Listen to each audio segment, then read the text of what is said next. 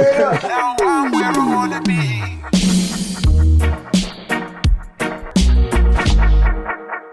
The Cut is brought to you by Flo and Guinness. If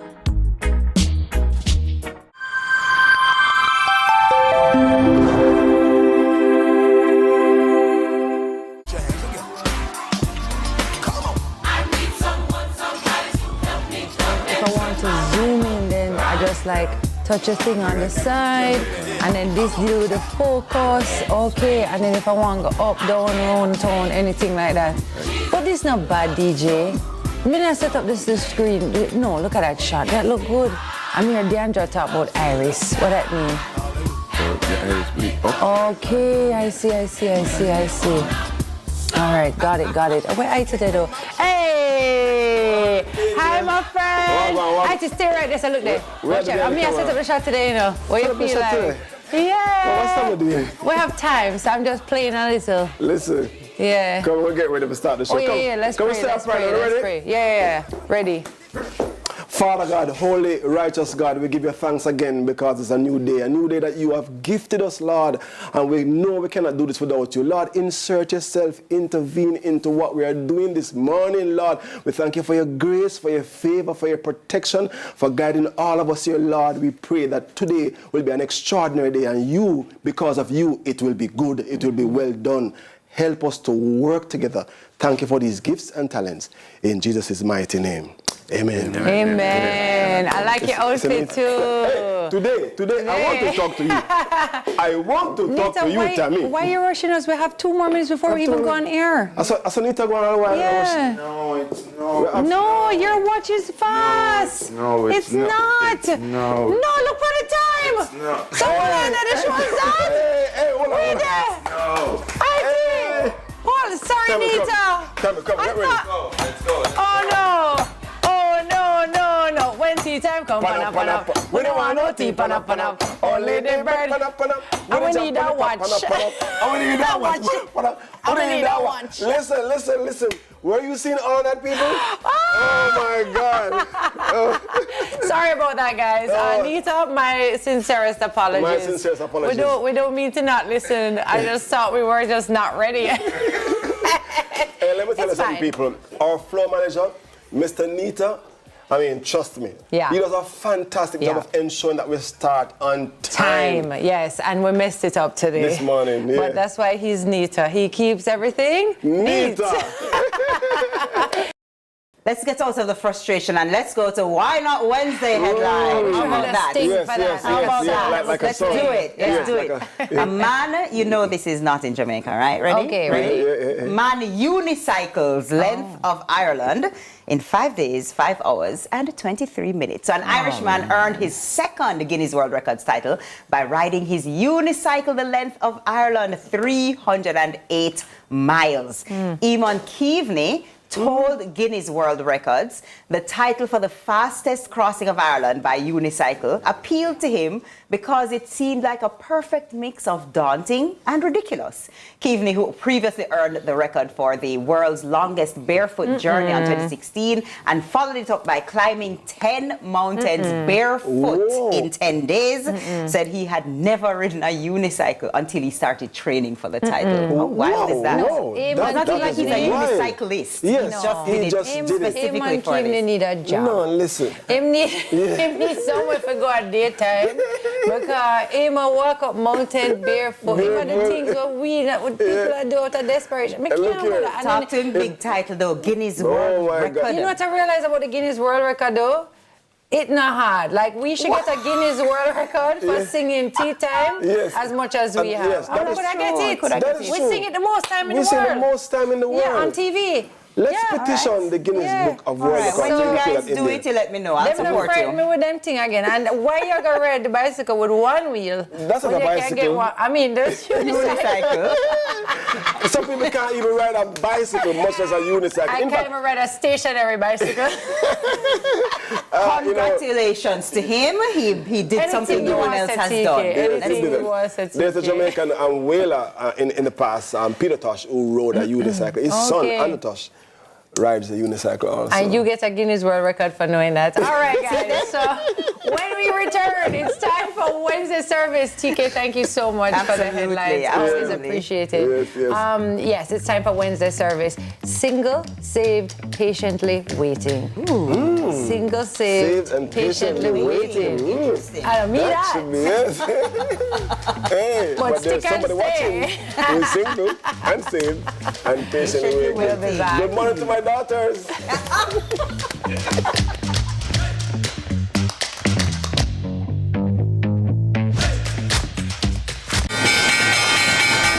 We needed to raise capital, but our experience with local financial institutions was that they were cautious and slow to act, and interest rates were far too high. We had real concerns about financing our business through outside equity investors and the possibility of interference. Could we get a fair valuation for our business? We had our own ideas about the business and its value. Should I go the traditional route of bank financing, or should I try the Jamaica Stock Exchange? So we made a call and experienced transformation of our business through conversations. I'm John Mafood, CEO of Jamaican Teas, and we're listed on the Jamaica Stock Exchange. Give us a call today at 876-967-3271 to begin your transformation through conversation. We want to see your company listed on the Jamaica Stock Exchange. Make an impact on your career. Earn real money. Get 3 to 4 local and international certification in practical nursing and early childhood education with free CXC or CAPE subjects in 6 to 12 months at Distinction College, located at 26 Hagley Park Road, Kingston, 6 Nugent Street, Spanish Town, and Ocho Rios. Earn global certificates in 3 months in geriatric nursing, phlebotomy, childcare. We have the lowest school fees around. Classes begin very soon. Call us 356-4167.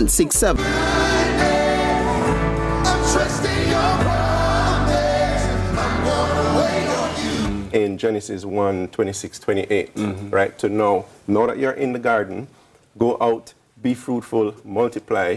So even if you can't get into the Jesus thing, everybody has that inside of them. Right. Right? That I must now handle this garden and I must turn it into something that actually means something that is outside of me. And I want to just focus on it's outside of me. It's not about me.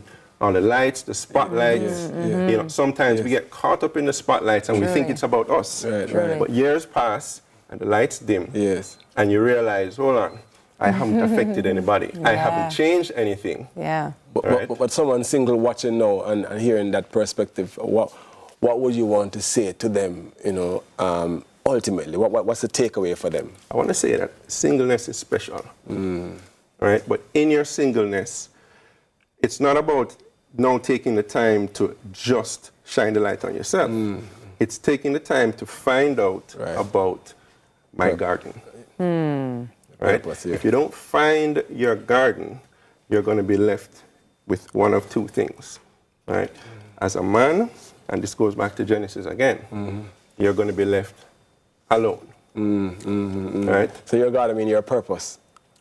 Your garden is, you apply your purpose to your garden. So your garden is something, especially for, I'm going to start with the men, because men come in to a garden. Man was created and God placed him in a garden. So there's something outside of a man that he needs to get his hands on, that he needs to change, right? And if a man doesn't apply himself to his garden, he is going to be alone. So God found him alone. So we don't want to find ourselves alone. No, I like how you highlight men, because oftentimes we hear a single, we think females, you know. Listen, you know, we could talk about this all morning. And the content, these segments should be multiplied on a Wednesday, you know. What the thing them there? Black pepper? Them leave with But what is this? Cornflakes? Maybe? Yeah, this could make it interesting. Okay. cornflakes. They put the corn in a corned beef. Cornflakes. No, sir. That is not it. That is not it. All right, so we have our sweet peppers going, scallion going. I said we add the garlic. Or you did it already? I did already. I said banana, salt and pepper in the same one, and like orange. Yeah, it's not some more garlic. We don't really need any salt though, because the corned beef is very salty. Yeah. Man, enough garlic in there. Go on Okay, in. I smell it. Yummy. I hope the pasta cook in time. It's a cook. If not, it'll be fine. Yeah. That's it. DeAndre, this like is your first time cooking corned beef. Yeah. DeAndre, try the whole thing, man. We can't put it up. Yeah. I do this every day. DJ You don't do it every day, true? You cook a lot? Remember when I'm interested, I'm a chef. Okay. No, but seriously, you cook a lot? Mix it up. Sometimes. Okay. You cook a lot sometimes. Okay. Michaela, you're in for a treat, honey. Right. So I want to just take it over Where's to the bread? Michaela real Turn quick. down the stove because a lot of people, might look at our social media and think that it just happens like this. But nobody knows how much work our team puts into it. And Michaela helps us out in the mornings, especially. She's here for all of our sunrises. And so, Michaela, it's been incredible working with you. What's been your favorite part of doing what you do?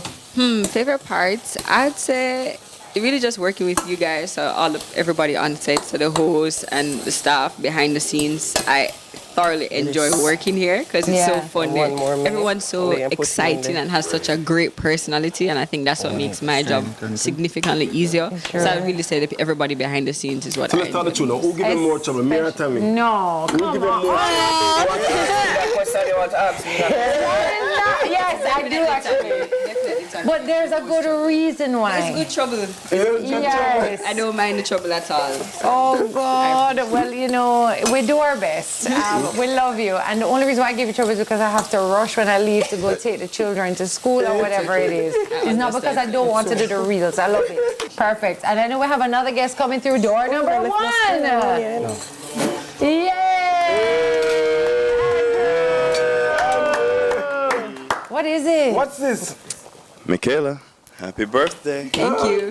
This is for you. It's never too early for a nice box of za. What? What's in it? Za? Is that like a new term? Yeah. Oh! What's in it? It's empty. It's empty? Oh, it has a message. It's an I owe you. We owe you a cake, Michaela. Next year will be different. It's okay. We have corned beef. Okay, more than for share it out. Next year we Wow, got you. looking good. Yeah, looking good. Are you on a diet? You need a... Okay, we're gonna finish cooking during the break. Because I have to strain the pasta. This is great. I'm gonna give this to my kids for dinner. I owe you too. Who is and what is Zion Care International? Tell us about the missions. We're a non-profit registered in New York and here in Jamaica. We provide medical and dental services worldwide. And this is our 17th year in Jamaica, serving underserved populations. So our medical team consists of dental, medical, rehabilitation specialists. We're working in Moreland Hill, but we also have a team at the Sir John Golden Rehab Center, who we have had a long and profitable relationship with in providing rehabilitation services here in Jamaica. Awesome. Oh, great. So it's so are all your missions medical related? Most of them are medical related. We do provide support for schools in terms of desks, chairs, smart board, but primarily it is medical. What's your story? What's your sign? You're dreamers. Don't care what other people say. We're doing this in our own way. We come alive. We come alive. We come alive. We're doing this in our own way. We come alive.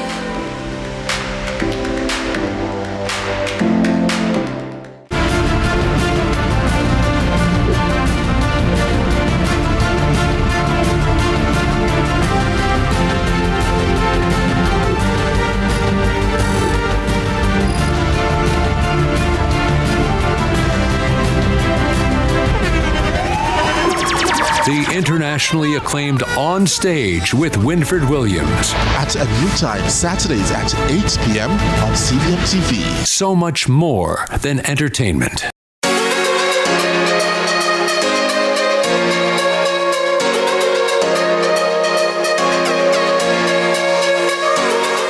I want to get it from Eileen as well as you. A tip going into, especially at this time, we are 2 weeks away, right? I mean, from the coach's standpoint, I'm sure you'll have your advice for them. But from the athlete's standpoint, what kind of tip would you say to encourage athletes now preparing? One thing that you learned that you'd share to them to encourage them? Well, for me, I'm just an athlete. I really don't get fearful when it's time to compete. Oh, yes.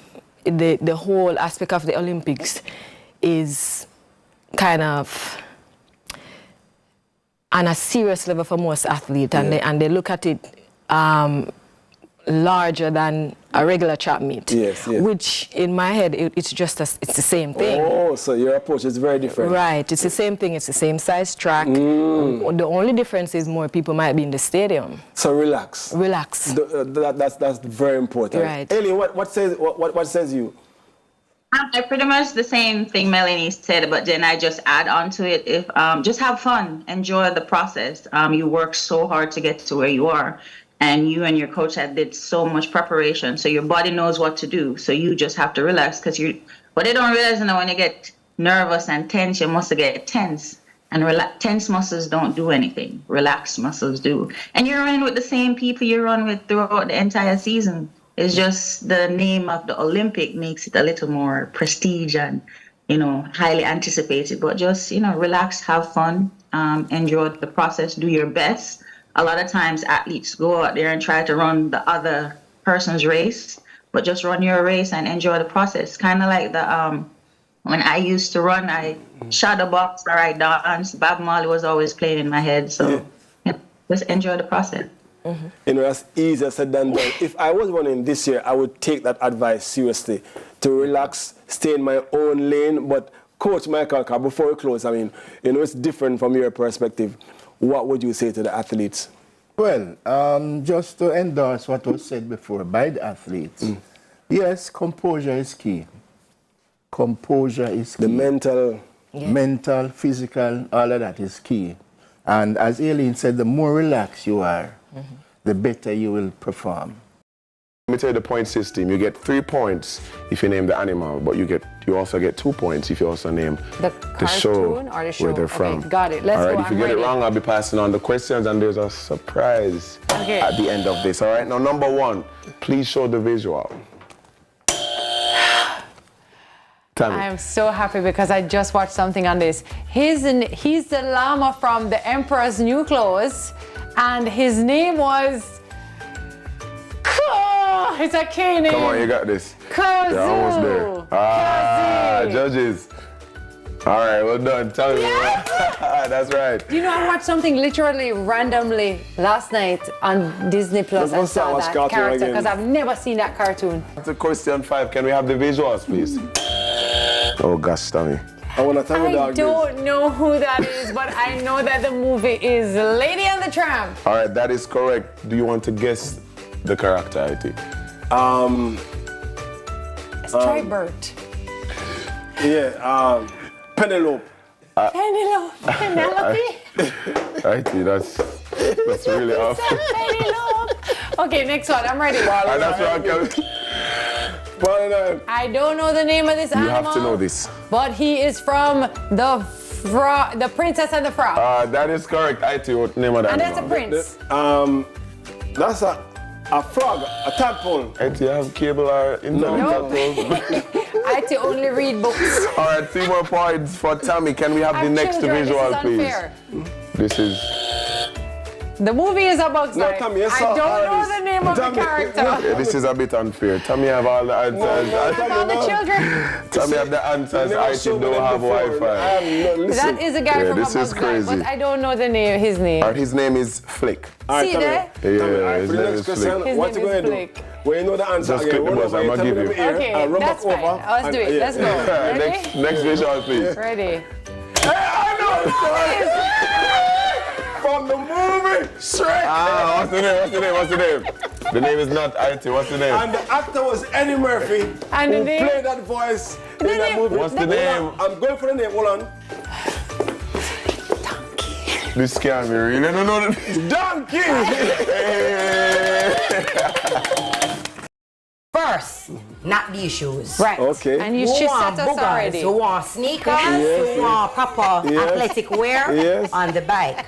Let me just dismount quickly. I'll call you after this. You need David. to get the right bike height of the seat. Right. Okay?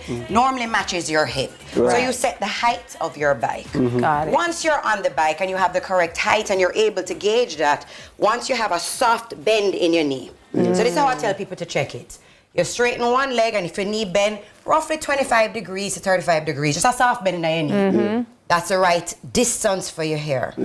When you are pushing, let's say, our right leg, want to drop it at 3 o'clock because you want to ride with your knee over the spoke of the pedal. A lot of people set their bike and them have them knees shoot all the way forward and wonder why them knee hurt them. So if you're riding like this, it's going to mess up your knees. Yes. You have to safety first. A lot of people go, no man, it's too hard, so I'm gonna take off all of the tension. That puts you in an unsafe place. You want a connection to this flywheel, which is this. You want a connection to your ride. Got it. If you just a fly, Yes. your knee a fly with you. So don't make it Got too. it. Okay, gotcha. So And put you some have tension in transfer there. accidents. Put some tension in there to give you a connection. You want to be in control. And the other two things, tighten your shoelace and tuck your shoelaces in. Or your heels. A lot of no, we're not talking about no high heel boot. Tuck your shoelaces in because if your shoelaces get caught in the spoke or the pedal, your foot are gonna broke off, literally. True. All right. And tighten your straps. With that being said, we're gonna just go through a little sample. I will end up doing more to demonstrate to you guys because I don't know what I'm having. I'm tired already. Both of you take off all the tension. Which Turn way you go? anti-clockwise or turn to the left. All right. So there's no tension on the flywheel. Oh, yes, that gone way now. All right, that gone way. Wow. Now that is bad. Wow, hold on. Now we're going to keep turning to the right or clockwise until you feel a little resistance. A little Okay. Say, oh, my leg them feel something. Yeah. You feel that now? Yeah. That's when we can start. We're going to go nice and easy. We're unavailable. Don't disrupt me.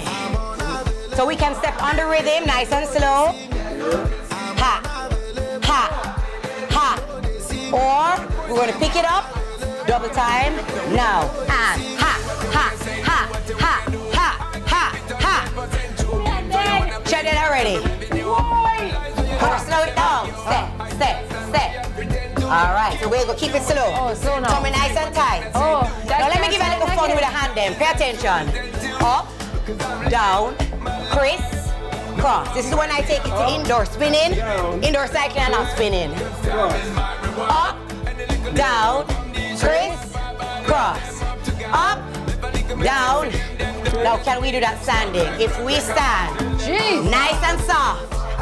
Disclaimer, if she pop up herself on the back in her high heel boot, I'm not responsible. Ha! So with nice and slow, hand position, we call this A. Tummy tight, ready? Ha! Ha!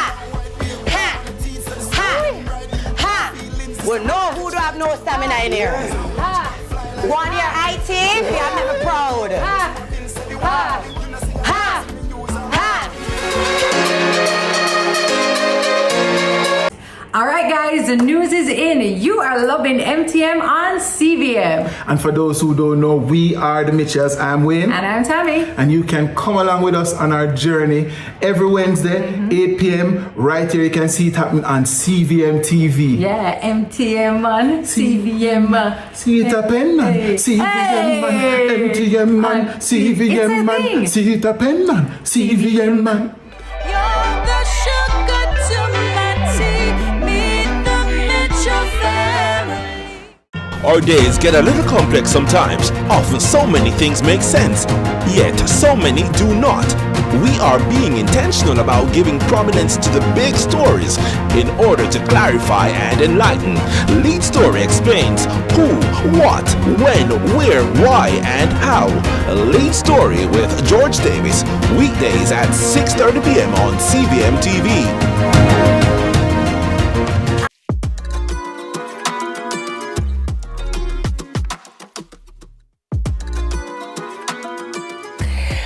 Welcome back to the round table this morning. The topic is what's in your parents' summer survival kit, and we're here with Shans talking about workouts, and she talk up the things then about park close the door and all that. I mean, you know, as long as we can avoid it, we're good. But we were just talking about in the break just what you do at your studio. I'd love you to give us some tips about just staying interested in exercising, and because that's good for us mentally. It's good for, Absolutely. Now, when I started my first studio, I started it because I did not like traditional exercise. Not everybody is an exercise lover. Lift up the big heavy weights, jump on the spin bikes. And I try and teach people that fitness and exercise is not about sticking to a formal plan. It's about movement. Any type of movement. I love that. If you want boom flick on the ground, that is movement. Whoa. If you want to run on the hillside, that's movement. You want to play with the kids at the beach, run up and down and swim and actually do stuff, that's movement. Anything that gets your body moving, your heart rate elevated. So for me, that didn't appeal to me, the very structured. So I wanted fun. So I started with Zumba. Come like bubble and wind up myself, and I bust a big sweat, and I was burning more calories doing that than running on a treadmill. Okay. Then I was one of the first people to formalize pole fitness. Why? I wanted something So edgy you were the and pole fun. lady. I was the original pole lady. I've handed over the baton. But I had more poles than a strip club. I had 9 poles. Girl. All right, hold on. That's a whole nother show. Tell me what's in your survival kit. Movement. If you like to dance, if you like to stretch and move your body. Weightlifting, it doesn't have to be actual weights. As I said, carrying the supermarket heavy bags. If you're at home, lifting up your children, put books in a backpack and you actually do things. I give you a tip. One of my sisters, every time she goes to use the bathroom, she squats 20 times before she sits. Just showing you that you can actually tone at any point in time. But people think, I have to go to the gym. So at my studio, it's like-minded people who come, who want to feel good about themselves but laugh while they're doing it. I love that. I love that. It doesn't have to be oh so serious and oh so hard. A lot of things that's a big turn off for a lot of people.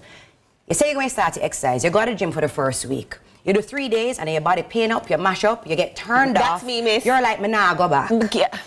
I teach people start in moderation. Nobody said you had to pick up a 15-pound weight on day 1. Nobody said you had to run 5 miles on day 1. On day 1. Do it in small increments. But my tip to everybody, when you start working out, no matter how minimal, you're going to feel the soreness the following day. The only thing that's going to break down that soreness is more movement. But it does not have to be extreme. Gigi. I'm so fascinated by her. I'm so fascinated by you. Good, we'll make it quick. Call me after. My summer survival kit is, of course, activities with my son and making it fun, having a good time, and of course self-help for myself, like trying to be better and do better, because I don't see myself doing it when we're in structured routine. Like I feel like now is the time. All right, and that's a wrap for the round table. But my summer survival kit is take care of the grandparents, spend time with the family, and bringing it all together. Get some exercise if you can. Drink lots of water. Yes. Survive the summer. Yes. Special thanks to our special guest, CEO of Yasso Fitness Limited. Yasso Fitness Limited. Yeah, because Yasso nice. Yeah, I love it. The extraordinary Shani Shirley. Remember, guys, to be good and be on purpose. Love that.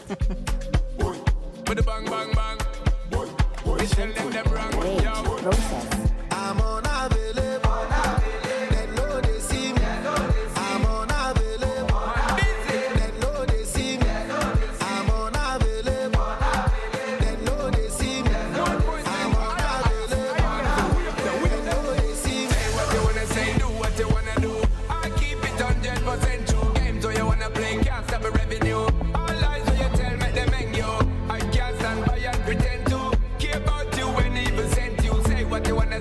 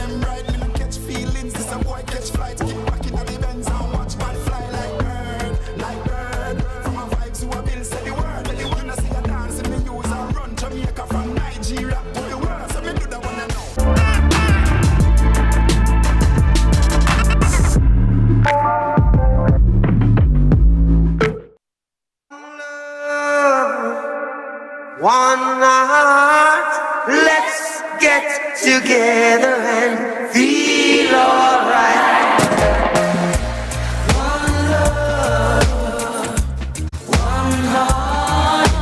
Let's get together and feel alright. Hear the children crying. One love, hear the children crying. One heart. Give thanks and praise to the Lord, and I will feel alright.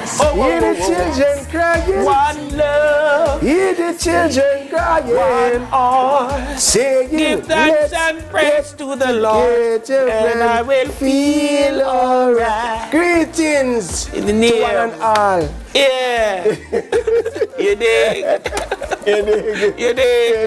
That's my favorite. Yeah. Marley is Yeah, you dig? You dig? Oh God, if you say dig, it's not Marley. It has to be Marley. You know what I mean? If you're guessing, stop guessing. It's a male takeover don't Monday. check your set. Yeah. You're on the right station. Yes. It's a man takeover Monday. Yes, so we're gonna have manversations this morning. Yeah. So welcome, one and all, wherever you are in the entire world, from the east, west, north, south, in Africa, in Asia, in the Americas. We welcome you to this sunrise, a new sunrise. Yeah. We've It's a never seen Monday. it before. We'll Then never it's- see it again, you know. I don't know how you do Mondays. Monday's hard because you have to prepare on the Sunday night. You know what I mean? So I don't, and waking up on an early Monday morning. Usually Mondays are tough for persons in workspaces, in corporate. We got to talk about the Monday. We wish the weekend was longer. No, man, I love Monday. But the early, you love Monday? Love Monday. Monday love you Ready? too. Yeah. Come up on the shirt. Yeah. Have a PJ shirt. Mondays love it, Eddie. No, No, trust man, me. we're jumping to the week. Yes. I love Monday. M is for mission. Yes. O is for opportunity. N is for new start. D is for do-over. A is for action. And Y is for YOLO. You only live once. Oh, God. So that's my Monday mindset, and we're gonna hit the home stretch of July. Yes, and home stretch is look correct. here, Because we're I cannot wrapping up believe- July, you know. Cannot We're wrapping up believe July, you know. That July just begun. Yeah. And of course, the 22nd, which means home stretch, the last week. Yeah. Last week. I have a busy first week of August. Planned. Lots of independence activities. And so, I have meetings to go and deadlines to meet in order to have a successful week. Yeah. And when the meeting them get more urgent, and I'm like, well, I'm going to. And I was like, no, look here, It's in the time. And I was like, Yes. The time run off, man. Yes, the word of the day is evocative. Evocative. It's an adjective. It means bringing strong images, memories, or feelings to mind. Example. Give me an example, not really an example. Evocative. Come on, you're good partner. It's a word. Well, evocative comes from evoke, so which pulls out, Yes. So I'm saying that the language that we use on the show sometimes seeks to have an evocative impact on the person who is watching and listening, because we're trying to describe in color.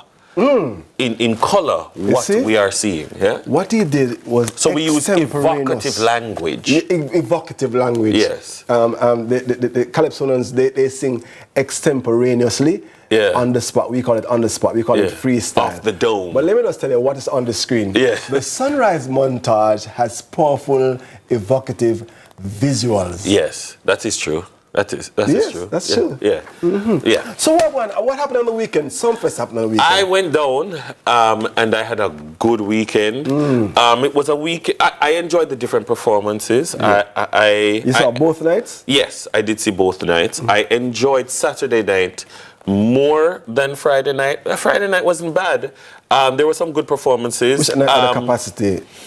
Of course, Friday night is always like a bigger night, a bigger crowd, because you have the older folks and a lot of young people there, because them come out to see the dancehall acts. Of course, we know by now that the that some of the big headline stars did not perform. Yes. I'm not going to even say that they were there, but they did not perform on the stage because of whatever their challenges with professionalism were.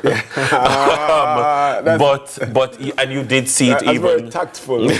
you did see it it spilled over into one of the performances. Yes. But I think I was really, my surprise performance that I really enjoyed was Lauryn Hill turning up on the stage during YG Marley's set. That's special. I mean, I hoped for it to happen, but I didn't expect it to happen. So it was a pleasant she surprise. really went into the Fugees era, and she went into the Miseducation of Lauryn Hill. She sang that? Yes, she did. And she did, some of her big hits from Miseducation of Lauryn Hill, that album, which is one of my favorite albums of all time. So she really did a good set. I think that was one of the big... But for me, the night that made me happy was Saturday night. Saturday night. Why? Because, I went there for berries. Yes, and I got berries. I will put him on the show every year, and I will tell you I'm going for berries that night. Because berries just delivers. Yeah, berries is berries. But the set that surprised me more than anything else was Niger Boy. Niger Boy. I'm like, oh, Niger Boy performed, all right, cool. But Niger Boy shell it. Like, he came. At first, like, we see this big robot something coming on the stage, and I'm like, what's happening? What's that? So I thought it was like something during a band change or something like that. And then when him just boom, and like he started with gospel. And he did some gospel covers, then he did some reggae covers, then he did some dancehall covers, and then he went into his music. And like he really delivered. That seemed like a he did really deliver. I was making notes, and I thought to myself, I'm like, Niger Boy, he had this disguised entry.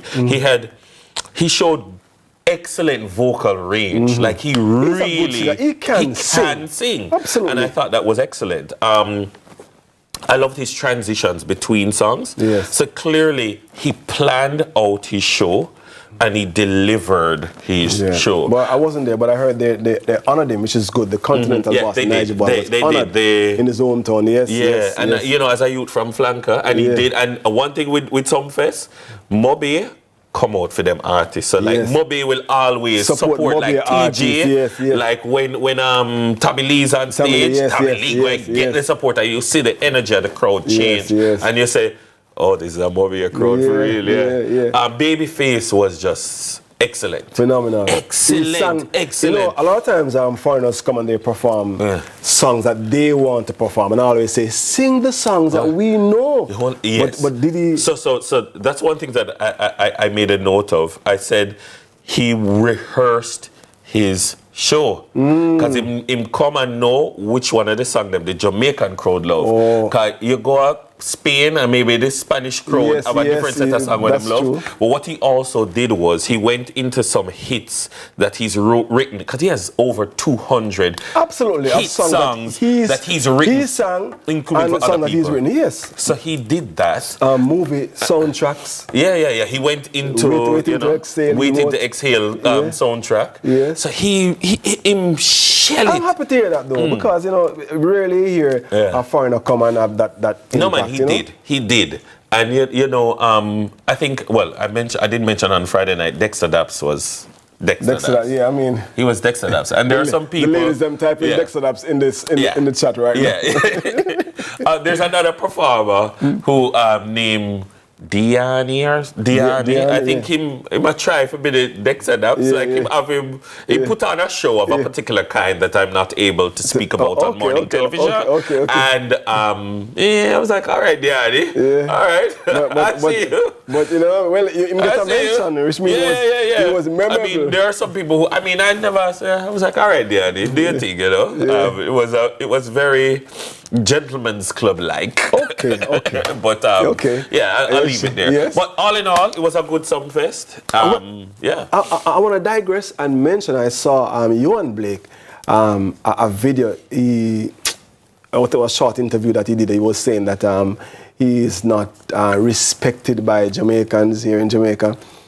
And I wanna publicly say, from me personally, listen, every time your mind go there, just remember that you are the second fastest man ever, and that record still stands.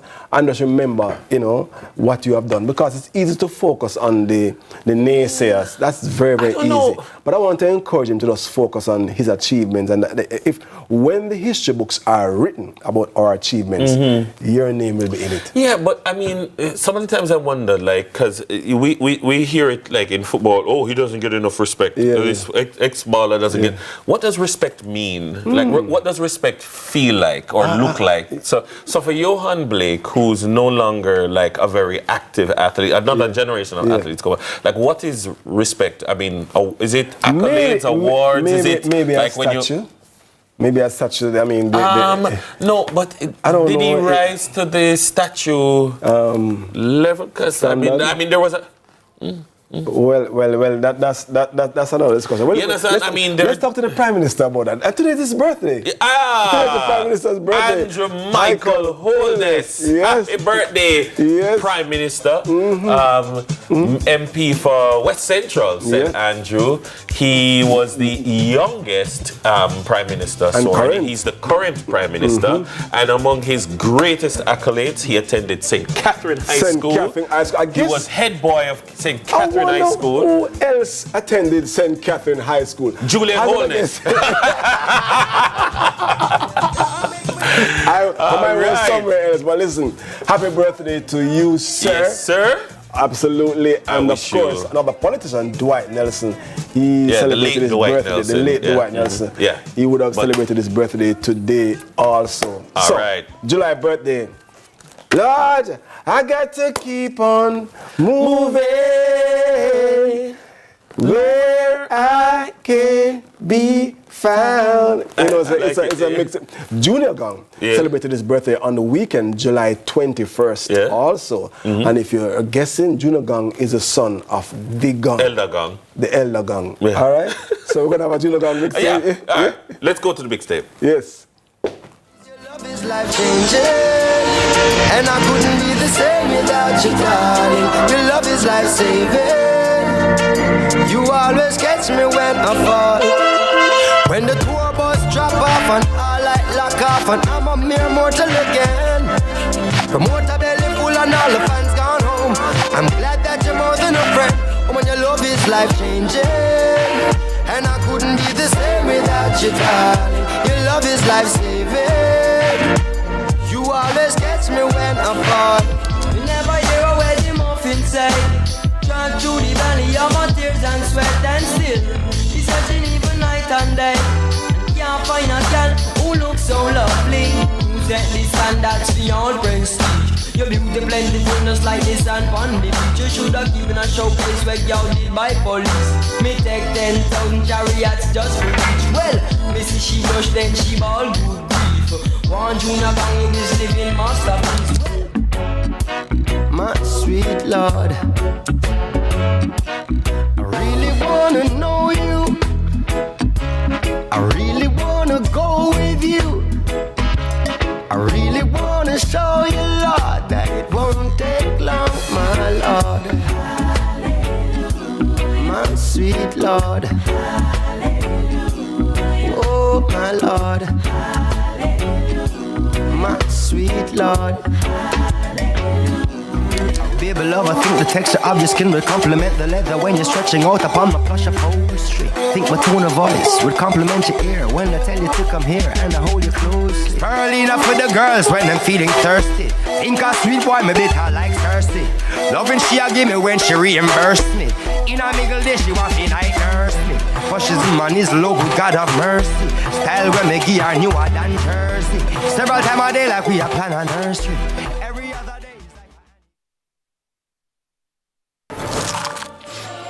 The new KFC Chizza Zinger. Crispy, spicy chicken topped with marinara sauce, mozzarella cheese, and pepperoni in a brioche bun. Available for a limited time. KFC, it's finger-licking good. Choose your life insurance coverage, apply, and pay online. Live the e-life with Sagicor Life. The time by Sagicor Life is 6:15.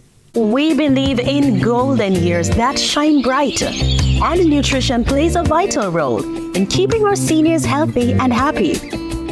Studies have shown that in Jamaica, nearly 35% of men 65 years and older and 10% of women the same age are underweight.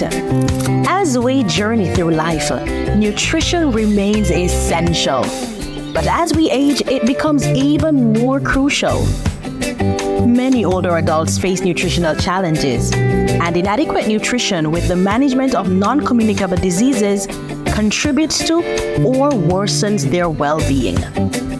If older persons are losing weight rapidly or have loss of appetite or difficulty swallowing, please take them to a doctor or the nearest health center. Let's help our seniors stay happy and healthy with good nutrition.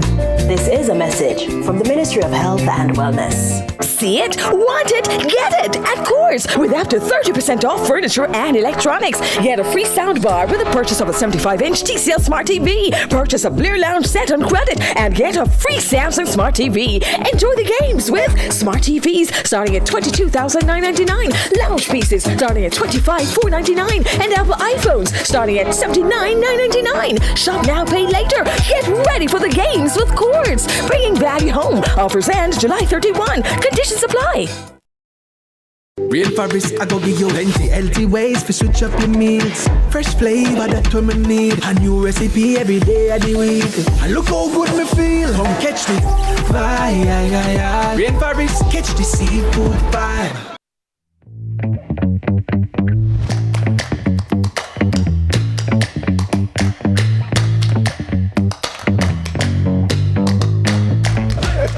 Welcome back to Sunrise. If you're just joining us, you're locked into the right channel. Yes. It's a male takeover Monday. If you didn't know. If you didn't know, now you know. It is time for the headlines with TK. And when TK comes, panam panam.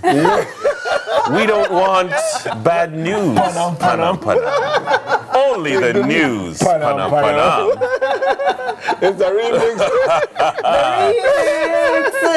Remix. Yeah. That's the male makeover remix. I know it's male takeover time, but you know, we have to sprinkle a touch of, lady in the mix. You know what I mean? Of course, every time. Can't leave us out. Can't leave us out. But, guess whose birthday it is before we even jump into it? It's Rohan Daly's birthday. Rohan Daly. Veteran broadcaster.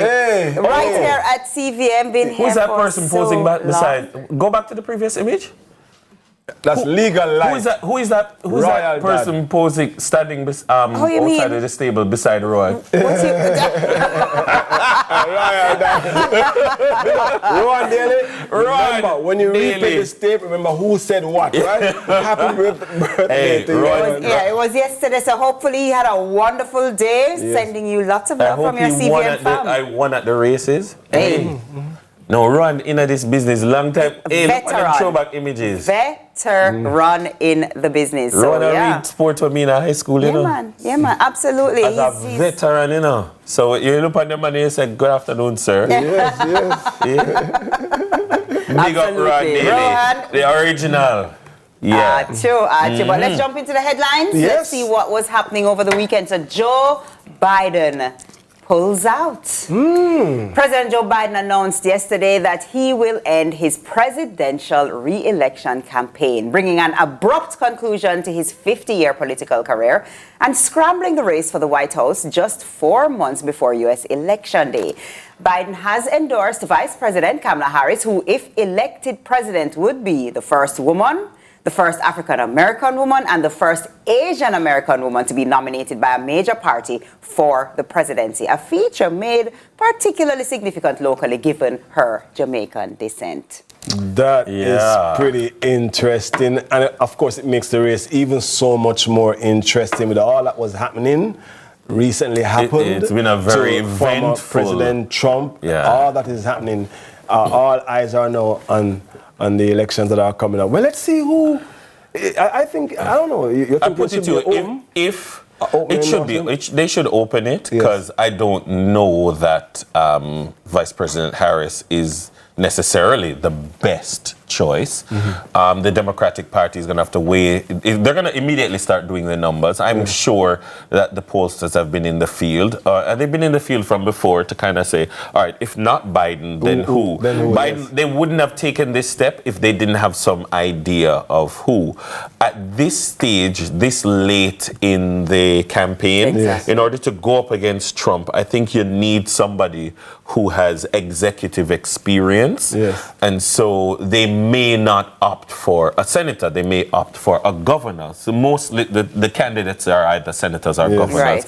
And the advantages that governors have is that a governor has run a state. So they have executive experience rather than somebody who's been on the White House, they've had, or on Capitol Hill, they've had legislative experience. I think that maybe they're going to choose one of their strong governors as opposed to Kamala Harris, who was a senator, was from the But Senate Dennis, before. I don't know, we have long been past that era, that point where we thought initially that Trump was not a solid candidate. Remember that at the very beginning, we have long past that. Now, as it is, I am thinking that whoever is selected is going to be pretty interesting based on what I'm hearing and what I'm seeing, and how people are responding to Trump's run this year. So it should be interesting to see if anyone could really put up a good run against Trump. I endorse that point. I think that if Trump wasn't doing as well as he was doing, the pressure wouldn't have mounted for Biden to step aside. And some people, initially when the story came out, I saw that Biden steps out after the horrible debate. The debate, the communication post-debate was, it was a bad debate, people lose debates and bounce back, etc., etc., etc. After that assassination attempt, Trump's numbers were improving significantly, and they knew that this might not just be about holding on to the White House, but this might be, is it going to be a case where Trump fever is going to overtake the political landscape in America, and you're going to lose both houses. So you may have quite a bit of loss, and so the Democratic Party is trying to cauterize the situation. 4 months before the election, when there is, it might be better that way. It could be better that way. Adjective that's pretty interesting. Because maybe if you had taken out Biden early and you had a new, Trump would have had months to hammer this person on the campaign trail. It's now shorter, so you have less time for you to hate them. There's a newness factor, and you go into the rest of the year, and it might turn out well, it might not. Well, let's see. 4 months, we shall see. We'll see how the campaign goes. Next up, yesterday was active. Security breach at the airport. Yesterday, Sangster International Airport reported that a security breach occurred at the airport involving an item which appeared to be a firearm that passed through the pre-board passenger screening machine manned by port security officers. In keeping with protocols, the airport management triggered full emergency security procedures, which entailed the cessation of boarding and the departure of flights until the passenger, bag, and item were identified. The passenger and bag in question were located, but the item was not immediately found, prompting further search within the terminal for the possibility of dumping. When the emergency investigation concluded, the passenger involved was taken into custody along with the suspicious item that was later identified as a lighter in the form of a firearm. Normal operations were able to resume at the airport at approximately 2:30 p.m. However, officials say that the processing of departing flights was delayed, which had a knock-on effect on the other flights for the day. I have been hearing there are some glitches. We spoke about it last weekend in the computer systems, and it affected flights last weekend. We had an event in Montego Bay, Reggae Sumfest, so obviously passenger arrivals and departure would have been heavier than normal. So I am happy that they were able, with all this activity, to capture this item. It really speaks volumes about the level of security that we are here in Jamaica. And I say kudos to the team to spot a lighter, which was in form of a firearm. So I'm really proud that that has happened in the way it has, because it says that we have a sound and solid security team at the airport. I feel the same way. I think that I feel more secure, not less, because it gives you a look behind the curtain of what takes place. We always hear things like the non-intrusive examination process that takes place, and we hear, we all are annoyed by having to take off our shoes at TSA and put it all through the things and have it scanned, but the truth is that when things are picked up, they're supposed to be picked up, and if it was big enough to arouse suspicion, that means it probably wasn't a small lighter, it probably was a large enough lighter to arouse suspicion. But imagine if it was more. Devil's advocate. Imagine if it was more. Devil's advocate. Devil's advocate. I agree, and I'm definitely not upset about it at all. However, it did miss, it did go through screening. And so one would think that, let's say it was, not a lighter, the fact that it passed that first screening, I feel like had it been a suspicious item, the first screening should have caught it, and that way it wouldn't have had the massive, there were hours and hours of delays. And so though I feel good that there is this security procedure and there is this process in place, I feel like if it went through a preliminary screening, I feel like it should have been caught. I'm mindful about treading down that trajectory of the narrative, given what the facts are versus the facts that have been reported. I only know what's been reported. Yes. I don't have anything to add or subtract from that. Listen. That was Sunday or Saturday? That was Sunday, right? Sunday. The incident, it was yesterday, Sunday, right. And we're going to be talking about Sunday, Monday. I'm just going there because I'm going here. Yes, thank you very much, TK, for the headlines. If you've never heard about Sunday, Monday, part of your life is missing. Not to worry, though, because this morning we'll be introducing you to Sunday, Monday vibes. Up after we return, breakfast is served. Thankfully. Ready. I think I'll stay for this one. Yeah. You should.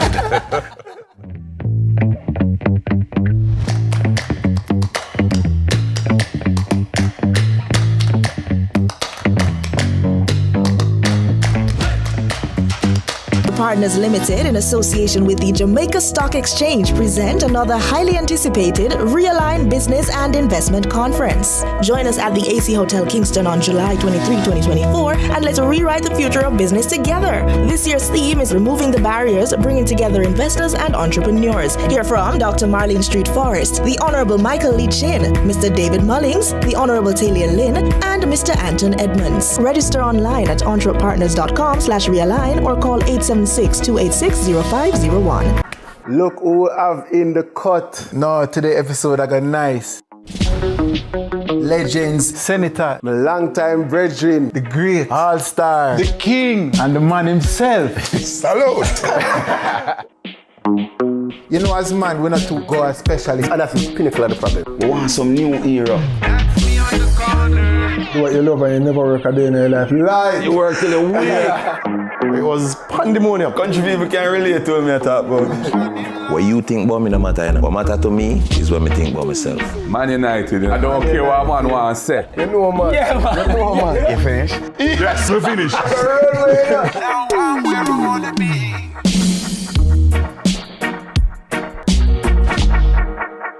The Cut is brought to you by Flo and Guinness. Bollywood has never been this good. Catch Made for Each Other weekdays at 12:30 p.m. on your drama station. Brought to you by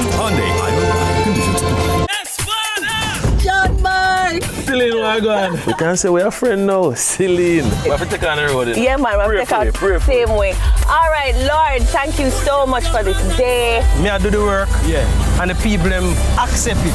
Clarendon, Mandeville. But now we get to go into the inner city of Kingston. I can't wait to learn more as we go across Jamaica into different churches to understand what they do. Our days get a little complex sometimes. Often so many things make sense, yet so many do not. We are being intentional about giving prominence to the big stories in order to clarify and enlighten. Lead Story explains who, what, when, where, why, and how. Lead Story with George Davis, weekdays at 6:30 p.m. on CVM TV. We are proud to supply all of Jamaica with the highest standard of gas products to keep you safe and well taken care of. Choose well. Choose IGL. The time by IGL is 6:30.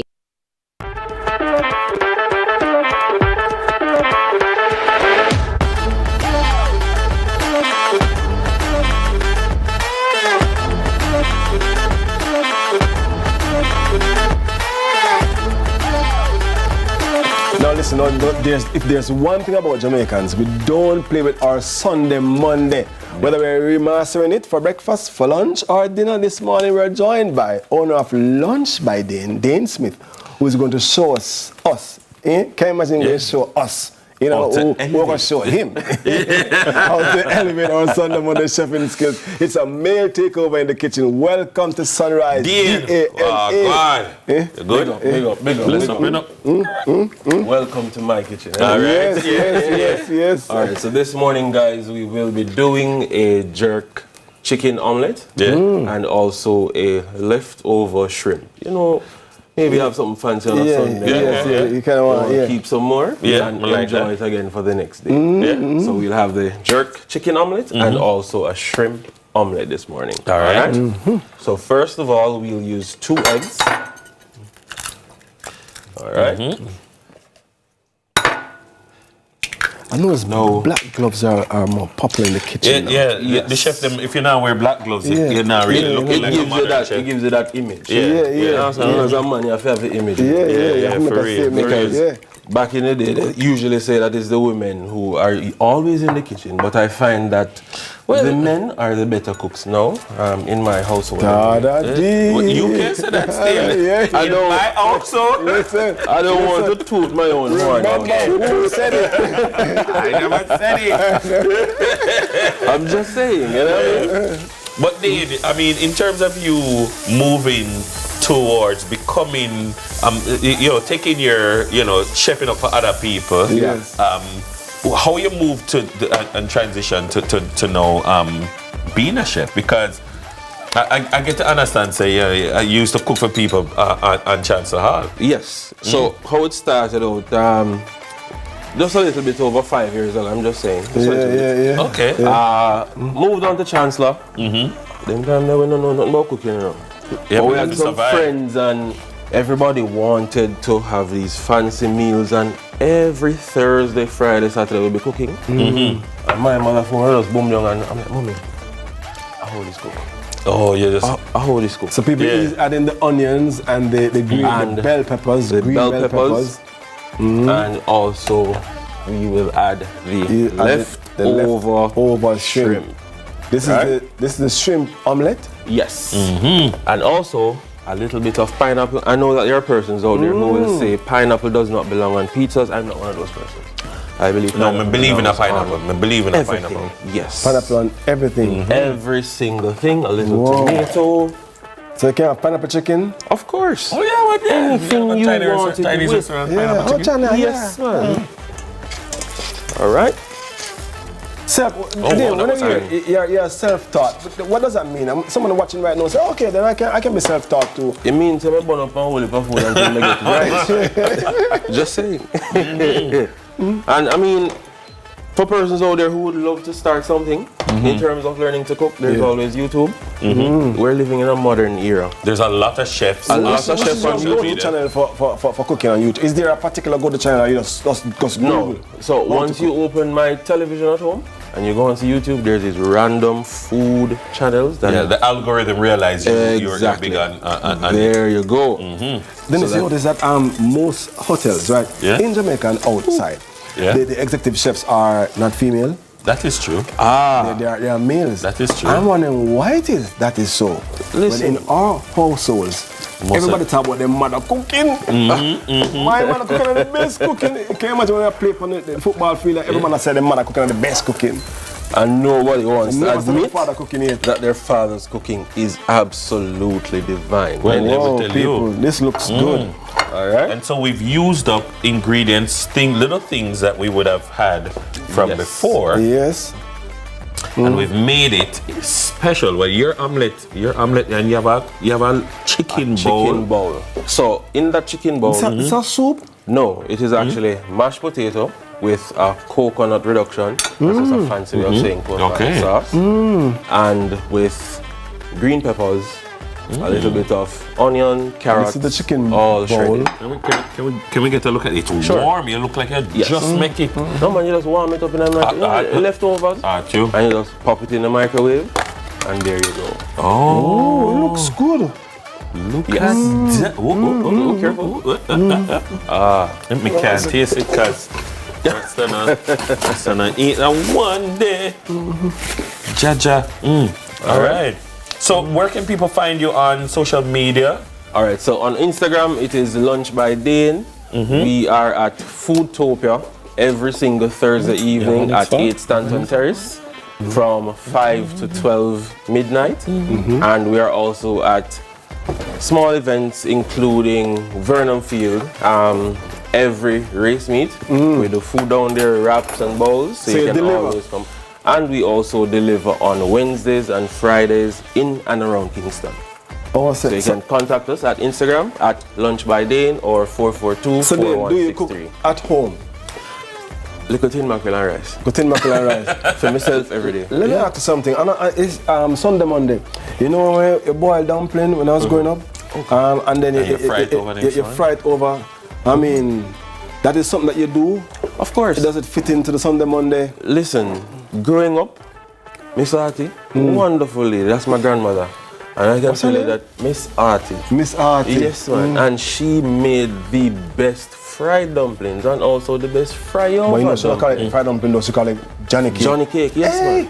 I know she had this other thing though that she used to roast. Can I hold on? For health and strength and daily food, we pray thy name, O Lord. Amen.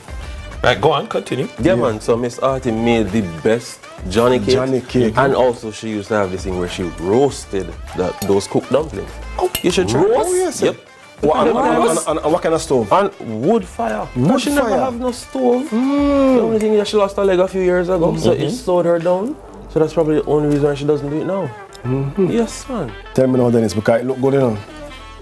Shrimp omelette with pineapple. With pineapple. So the pine, Don't it's giving forget it a the pineapple. slight sweetness, but it's not overpowering. It's not taking over. A tongue. Yeah. I quite like it, and you could get business from me. You know, lunch by Dane? You could no, like breakfast by Dane could get money. And listen, you don't have to be bald to shop or to buy from me. don't, not because, you know, we're all, yeah. All right, so cook something else into the break. So, So we will make a salad with our leftovers, because you know everybody is health conscious these days. Right. I am learning. But not because you're health conscious, it does not mean you need to eat cardboard. You know, I eat it by eyes, you know. Yes. You know, if you understand what I mean. So it has to be presentable. And there we go with the bell peppers. And then the jerk chicken. The jerk chicken. Is in a particular sauce? Is that your favorite sauce? Like it's a homemade This jerk is sauce. actually a homemade Thousand Island. Yes. And you eat shrimp as well, fancy? Yeah, I eat shrimp, but I'm not my favorite. I'm not a morning eater like that. Okay, no problem. Yeah, man, him say him don't want it. So it's as simple as 1, 2, 3, and you take this to the office, and you have yourself a wonderful salad in the morning. So it's not a lot of persons want to have something heavy. Make a little salad, have some water, a little coffee, a little tea, and you're right on your way. Lunch. And you're using up your leftovers. Don't throw it away. No waste. I make a new meal in the morning. I like it. I like it very much. The little lettuce from and the tomato from Sunday.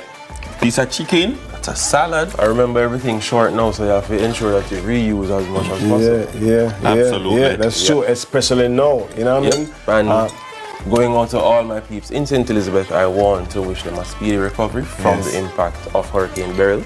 Because I'm from St. Elizabeth originally. Oh, okay. And it broke my heart seeing all the damage that was done. Right. What high school you went to? Monroe.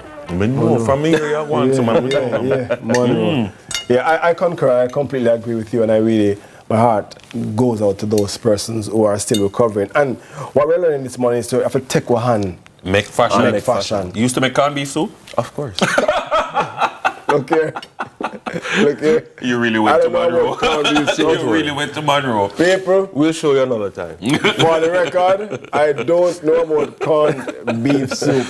Yeah, man, but that was Dane Smith, the owner of Lunch by Dane. The Mail Takeover continues. After the break, we're going to link up with our brethren, Carlton, in Money Masterclass to discuss some business. We'll be right back. Money Masterclass, so.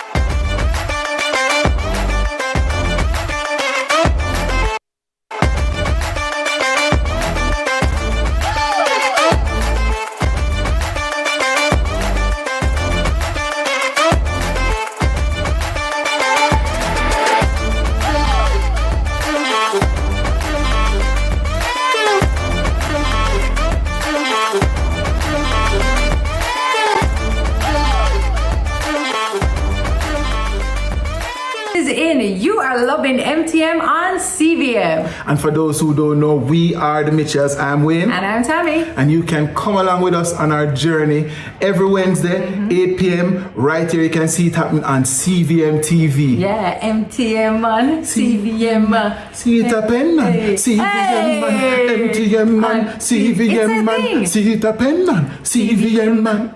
You're the sugar to my tea. Meet the Mitchell family.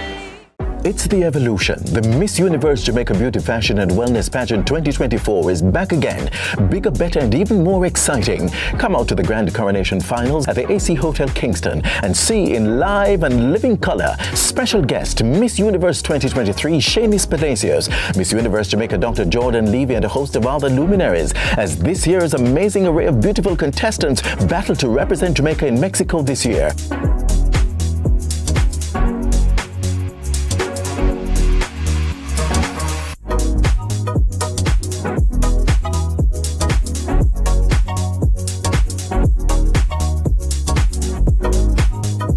Tickets available online at www.myplug.com. Visit us on Instagram at Official Miss Universe Jamaica for more information. This is the most exciting show on earth. Be there. Miss Universe Jamaica, beautifully confident and enhancing lives. Our days get a little complex sometimes. Often so many things make sense, yet so many do not. We are being intentional about giving prominence to the big stories in order to clarify and enlighten. Lead Story explains who, what, when, where, why, and how. Lead Story with George Davis, weekdays at 6:30 p.m. on CVM TV.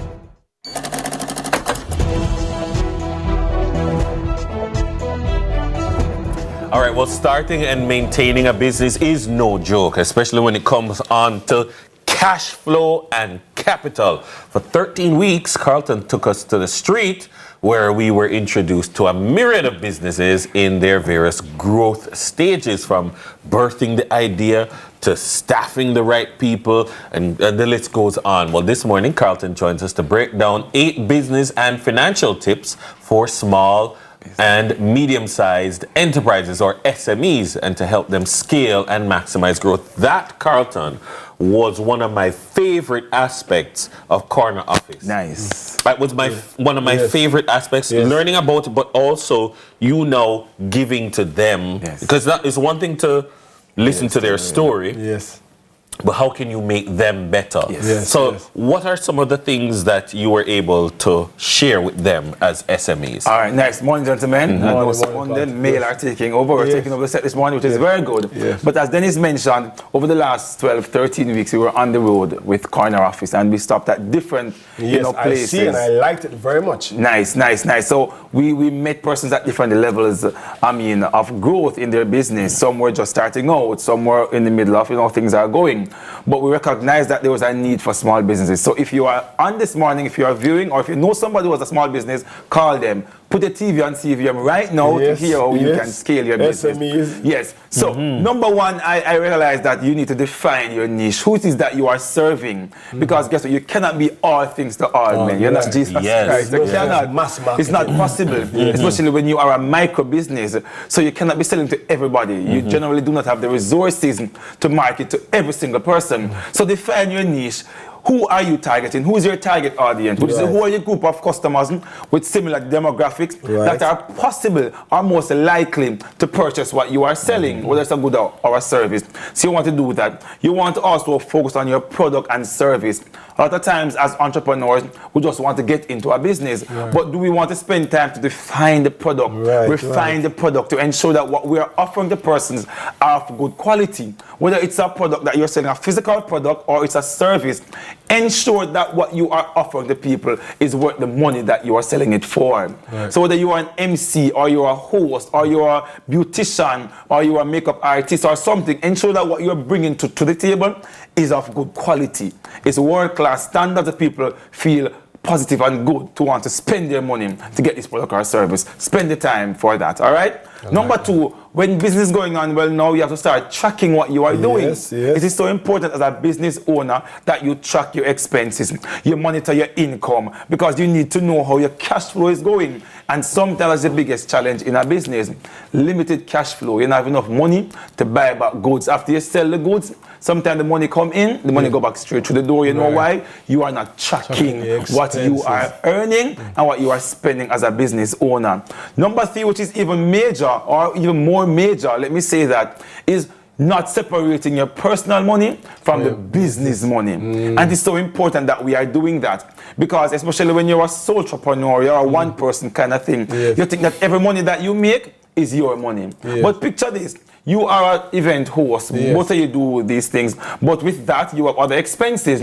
If you carry a stylist, you have to pay the stylist. If you're a makeup artist, you pay the makeup artist. If you have someone who drive you down, you have a driver. You charge $300,000 for an event. That money is not your money. You take out what is the expenses of the business and then yours. So I generally say to persons, which is what I'll get down to, is a proper record keeping. But I'll jump into that. But you must separate your money from the business money, which is one thing I recommend to business owners. Maintain a separate bank account. You have IT account. I have IT entertainment, if that's the case. Dennis Brooks, Dennis Brooks Entertainment. I don't know if there's a separate business. We want to give a separate account for that. So even if you don't have a registered business as yet, but you're just an individual, it is okay on your bank to open another account. So any money that you make, for example, from CVM, from hosting an event over here, you know what you do? You send that money to one specific account. And then from that account, you pay your stylist, you pay the driver, the barber. You pay the barber, because you have to look a particular way. And then you take your salary from that, and then you leave money from the business in the account. Do not spend all the money that you earned as a business owner. Let me ask a quick question. Is tracking expenses the same as budgeting? Yes. So it's a good part. So budgeting encapsulates tracking of the expenses. Because you want to know, IT, you're going to an event, you're making $500,000. Do I spend $20,000 on an outfit? You want to budget. So when I do get a call, you must know that I'm going to charge $10 because you must pay your stylist, your barber, your transportation. That's a part of the budgeting part as a small business owner. So tracking expenses is a concept, but budgeting is a method. A method, You want to ensure, you don't want to go to an event, you want to buy and you're not making any profit. You just go look good, you get the money, and that is it. That doesn't make sense for us financially. Proper record keeping. So I've been a banker for the last 20 years. One of the biggest challenges that we find when small businesses come to me for financing, they do not have any record of what they are making, of what they are spending. Yes. No record. Because you're a small business, you think that it's okay, just get the money right now, spend over here, do what you feel to do. But you must keep proper record of what you're doing. Your bills, your receipts, what you purchased this for, because how do you know what the markup should be on the particular product? Sometimes the product may have increased, and you need to know that I need to mark up again. So you want to keep proper record, which is important that you invest in get an accountant. It is important that accounting services, there are several off-the-shelf products that you can purchase to help you with the logging of your sales, to help you to log your income, keep a record of all of those things, and that spits out information for you as a business owner, for you to know that, hey, this needs to be increased, etc., etc. Hey, you know what I would do if I was to start a business right now? But I go do CXC accounts. Yes. Even have some basic because it's going to teach you at least bookkeeping. Yes, you understand? yes. Trading, profit and loss, and all that. Then there's just some simple things we don't understand. And I get to that software at number 8. Then it's a very good idea. Yeah. You want to develop a growth strategy, meaning how do you see your business realistically growing?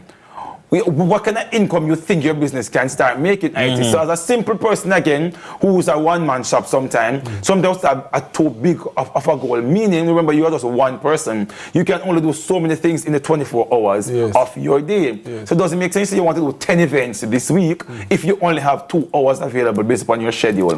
So set a good, realistic goal for the business because you don't want to burn out yourself, number one, at the expense because you want to make some extra money and you can't enjoy the money because until you're sick.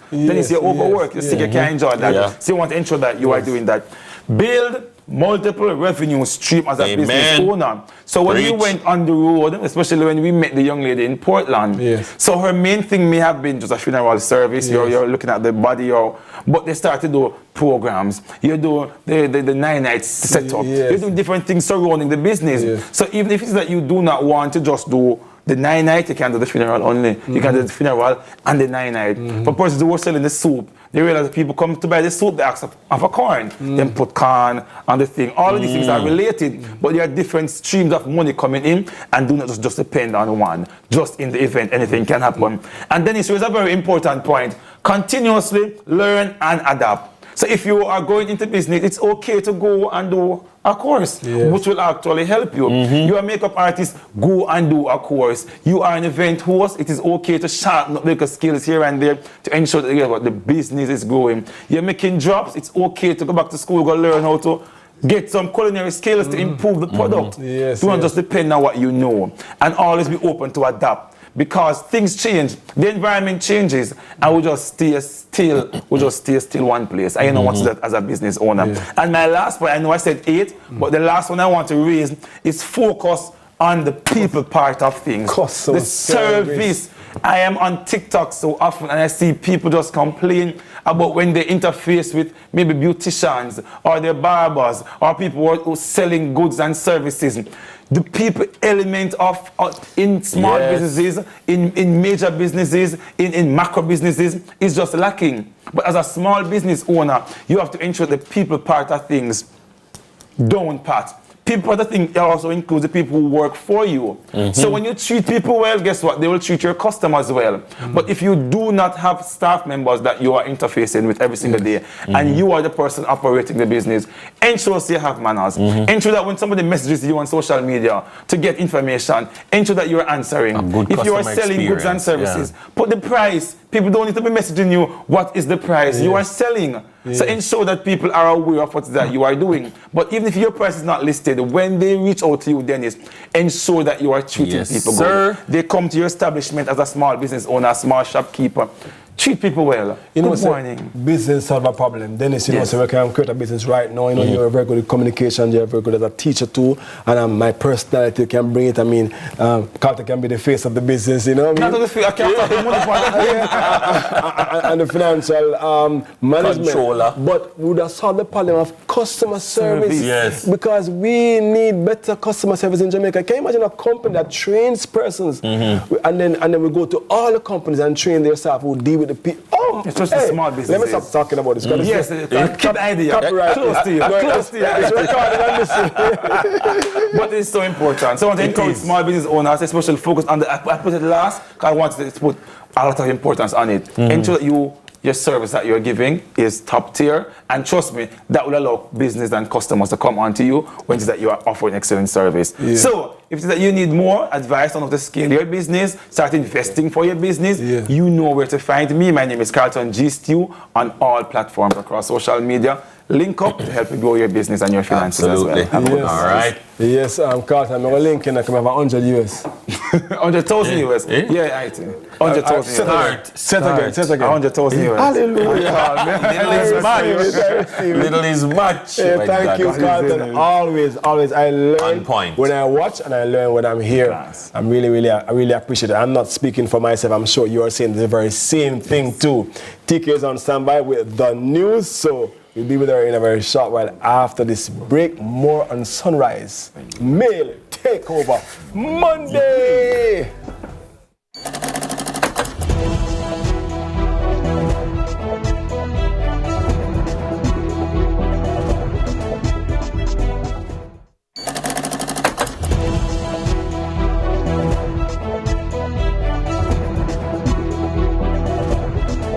Critical illness strike? Don't let worry fill your head. Say hello to happiness and goodbye to worry with Guardian Life's new Ultimate Provider Plan. Secure your medical expenses in the event of critical illness ahead of time while benefiting from our investment portfolio and so much more. Give yourself and your family the peace of mind you deserve with Guardian Life's new Ultimate Provider Plan today and live secure. Live easy. Enjoy yummy for the summertime. Win big for the back to school. It's the Yummy Summer Back to School promotion. Purchase one each of these yummy products: yummy cheese bread, cornbread, jamboree, and 5-ounce buns. Write your name, address, and contact number on the back of your receipt and mail with the empty packages. Send in with your Yummy salesman or drop off at your nearest Yummy agency or entry box in participating supermarkets. Enter today and win your share of over 1.4 million in cash and prizes. Win big for the back to school. Follow us at Yummy Bakery JA for more details. Authorized under Section 58 of the Betting, Gaming, and Lotteries Act. We want a piece for Jamaica. Yeah. We have to be our brother's keeper. Yeah. Jamaica live good, yeah. I make we enjoy life. What we feel safe at night. Jamaica live good. I better you and I. No say we future bright. Jamaica live good. Come together as one. I make the violence the world. Should critical illness strike? Don't let worry fill your head. Say hello to happiness and goodbye to worry with Guardian Life's new Ultimate Provider Plan. Secure your medical expenses in the event of critical illness ahead of time while benefiting from our investment portfolio and so much more. Give yourself and your family the peace of mind you deserve with Guardian Life's new Ultimate Provider Plan today and live secure. Live easy. I'm Tashika Lu, and we all have a story. I can vividly remember when I was about to sit my CSEC exams, my life took an abrupt turn. While I was walking home, I was struck by a motor vehicle. As a result, I suffered major memory loss, which unfortunately, I failed my exams. It was impossible to retain information. This one school piqued my interest the most, and it was the Distinction College, lowest school fee and flexible payment plan. They offer over 35 vocational and professional courses. Eventually, I became a part of the family, and during my time there, I resat my exams, and with the patience of my teachers, I was successful. In addition to that, I studied media and broadcasting, specializing in radio presentation. I co-hosted the school's radio show, Distinction 411. I voiced numerous acts for the school, interview artists, hosted graduation. And now, I have my own radio show called On the Air with Tashika Lu. So you see, my friends, if I can do it and I did, you can do it too. You can call them at 876-356-4167. Our days get a little complex sometimes. Often so many things make sense, yet so many do not. We are being intentional about giving prominence to the big stories in order to clarify and enlighten. Lead Story explains who, what, when, where, why, and how. Lead Story with George Davis, weekdays at 6:30 p.m. on CVM TV. John Mark! Still Celine, where you going? You can't say we're a friend now. Celine. We have to take on the road. Yeah, man, we have to take on the same way. All right, Lord, thank you so much for this day. Me, I do the work. Yeah. And the people them accept it. Clarendon, Mandeville. But now we get to go into the inner city of Kingston. I can't wait to learn more as we go across Jamaica into different churches to understand what they do. Bollywood has never been this good. Catch Made for Each Other weekdays at 12:30 p.m. on your drama station. Brought to you by Hyundai. Conditions apply. All right, guys, the news is in. You are loving MTM on CVM. And for those who don't know, we are the Mitchells. I'm Wayne. And I'm Tami. And you can come along with us on our journey every Wednesday, 8 p.m. Right here, you can see it happening on CVM TV. Yeah, MTM on CVM. See it happen, man. CVM man. MTM man. CVM man. See it happen, man. CVM man.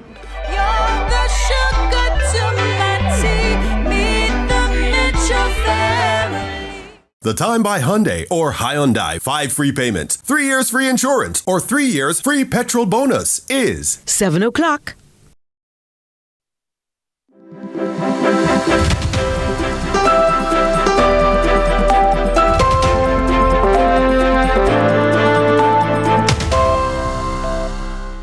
Good morning. Welcome to Morning News. I'm TK Dawkins.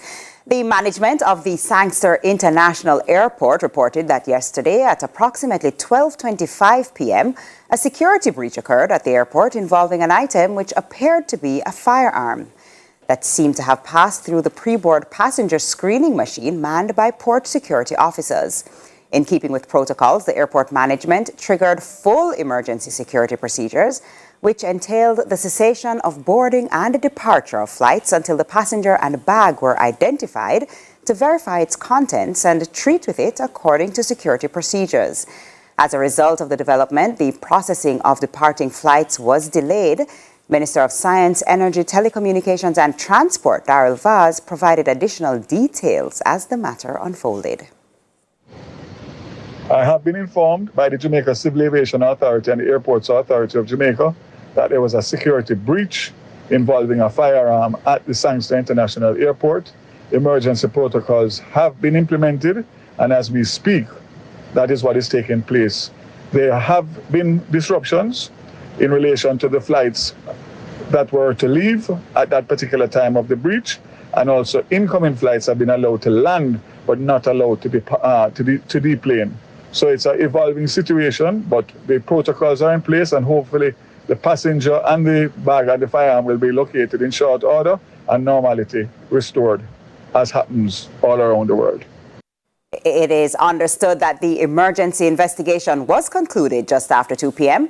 The passenger involved was taken into custody along with the suspicious item that appeared to be a gun. It has since been identified as a lighter in the form of a firearm. Normal operations were able to resume at the Sangster International Airport at approximately 2:30 p.m. However, officials say that the processing of departing flights was delayed, while 3 departing and 1 arriving flight were cancelled due to the disruption.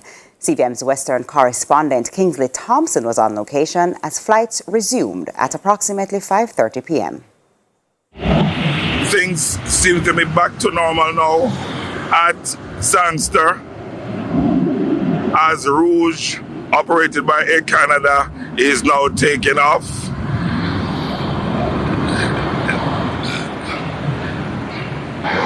All these aircraft you're looking at here in a line, I've been waiting for the past couple of hours to get to a gate. These are aircrafts coming in, landed and had to stay still for a while. Back here, these are aircrafts at gates waiting to board to leave Sangster. And as we go along the side of the airport, see them all right here. See all of them here. You can see them lined up. And this has been happening for the past couple of hours. This is what a security breach can cause at an international airport. Following President Biden's announcement that he has exited the race for presidential election, Vice President Kamala Harris has emerged as a leading contender for the Democratic nomination. Harris, who is of Jamaican descent, has already garnered significant attention and support. Political analysts are now weighing in on what this means for the Democratic Party and the upcoming election. It's hard to say. She's not massively popular when the polls are taken, but the base is there. The Democratic base is there. The Republican base is there. How will the independents feel? That's a question. Will enough of them be impressed to switch to the Democrats that weren't there with Joe Biden? Personally, I think it's going to come down really to what the Republicans stand for, what the Democrats stand for. The Republicans stand for, they're seen as racist. They're seen as anti-immigrant. The Democrats are seen as pro-transgenderism and pro-immigrant. And right now, I was talking to a few Americans the other day, people feel that the immigrants are getting special treatment, better treatment than people who live in America. And I think they'll probably come down to an issues election. Given that Kamala Harris is a normal candidate, Joe Biden was not, and the Republicans see Donald Trump as a normal candidate, even though most of the outside world thinks he's not coherent and has some crazy ideas, and he's a convicted felon. But I'm not an American, and the Americans seem not to be bothered by those things. We go to sports now. The West Indies fell to a crushing 241 runs defeat to England on day 4 of the second test at Trent Bridge on Sunday. More in this report from Valentina Thompson. England entered day 4 on a 248 for 3 with Joe Root and Harry Brook at the crease with a lead of 207. Both batsmen went on to score centuries, with Root knocking 122, the 32nd of his career, and one short of Sir Alistair Cook's England record. Brook hit 109, his first ton in England. They shared in a 4th wicket stand of 189 runs, but Jaden Seals ended that partnership when he dismissed Brook and made the score 329 for 4. Captain Ben Stokes didn't stick around, caught at a long leg of Seals. The host continued to lose wickets and never fully gained momentum. Eventually, they were dismissed for 425 to go with their first innings score of 416, making it the first time they scored over 400 twice in the same test. Jaden Seals sealed off a top performance for the West Indies bowlers. He took 4 for 97. Alzari Joseph supported with 2 for 103. The West Indies were set 385 runs to win, heading into the final session of the day. Their task was to navigate their way to day 4's close of play. They started well, Captain Craig Brathwaite and Michael Louis taking them to 61 without loss. But an hour of dominance from England late on ended the visitors' hopes of taking the test into day 5. A ferocious spell from Chris Wokes and Shoaib Bashir saw the West Indies collapse, losing 5 for 21 in the space of 35 deliveries. There's the edge once again. There's the catch from Smith. Wokes is making the ball talk. That struck on the pad. Everyone's up. And that's my time for morning news. But join us again at noon for more news and sports desk. I'm TK Dawkins. Sunrise continues after this.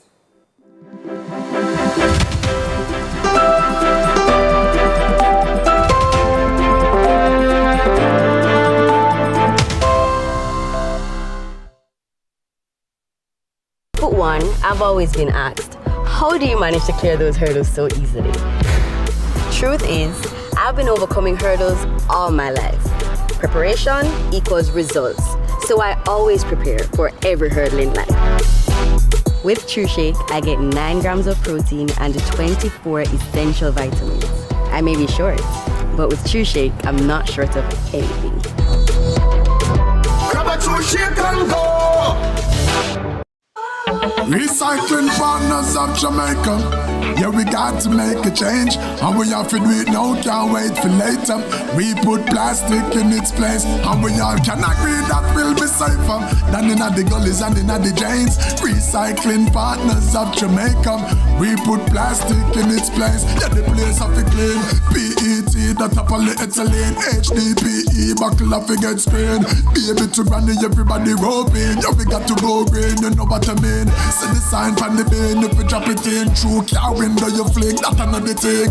And we don't want no garbage in this game. No, we handle it up, bug them are not the same. So listen up, Jamaica, I'm saying it's time to make a change. Recycling partners of Jamaica, we put plastic in its place, and we all can agree that will be safer than in the gullies in the every range. Recycling partners of Jamaica, we put plastic in its place. Entrepreneurial Partners Limited, in association with the Jamaica Stock Exchange, present another highly anticipated Realign Business and Investment Conference. Join us at the AC Hotel Kingston on July 23, 2024, and let's rewrite the future of business together. This year's theme is Removing the Barriers, Bringing Together Investors and Entrepreneurs. Hear from Dr. Marlene Street Forrest, the Honorable Michael Lee Chin, Mr. David Mullings, the Honorable Talia Lynn, and Mr. Anton Edmonds. Register online at entrepreneurs.com/realign or call 876-286-0501.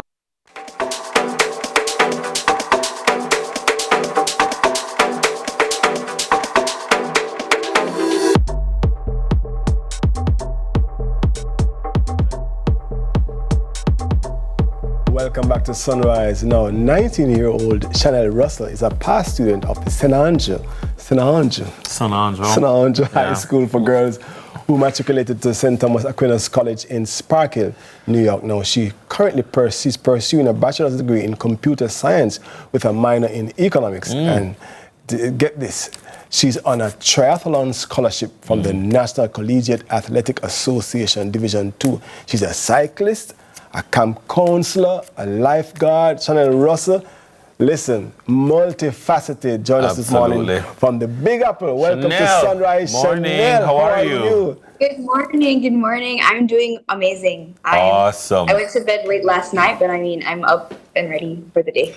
Awesome. I love interviewing members of this family. Tell us about your triathlete experience as distinct from the rest of your family. I would say, triathlon here is different from triathlon back home.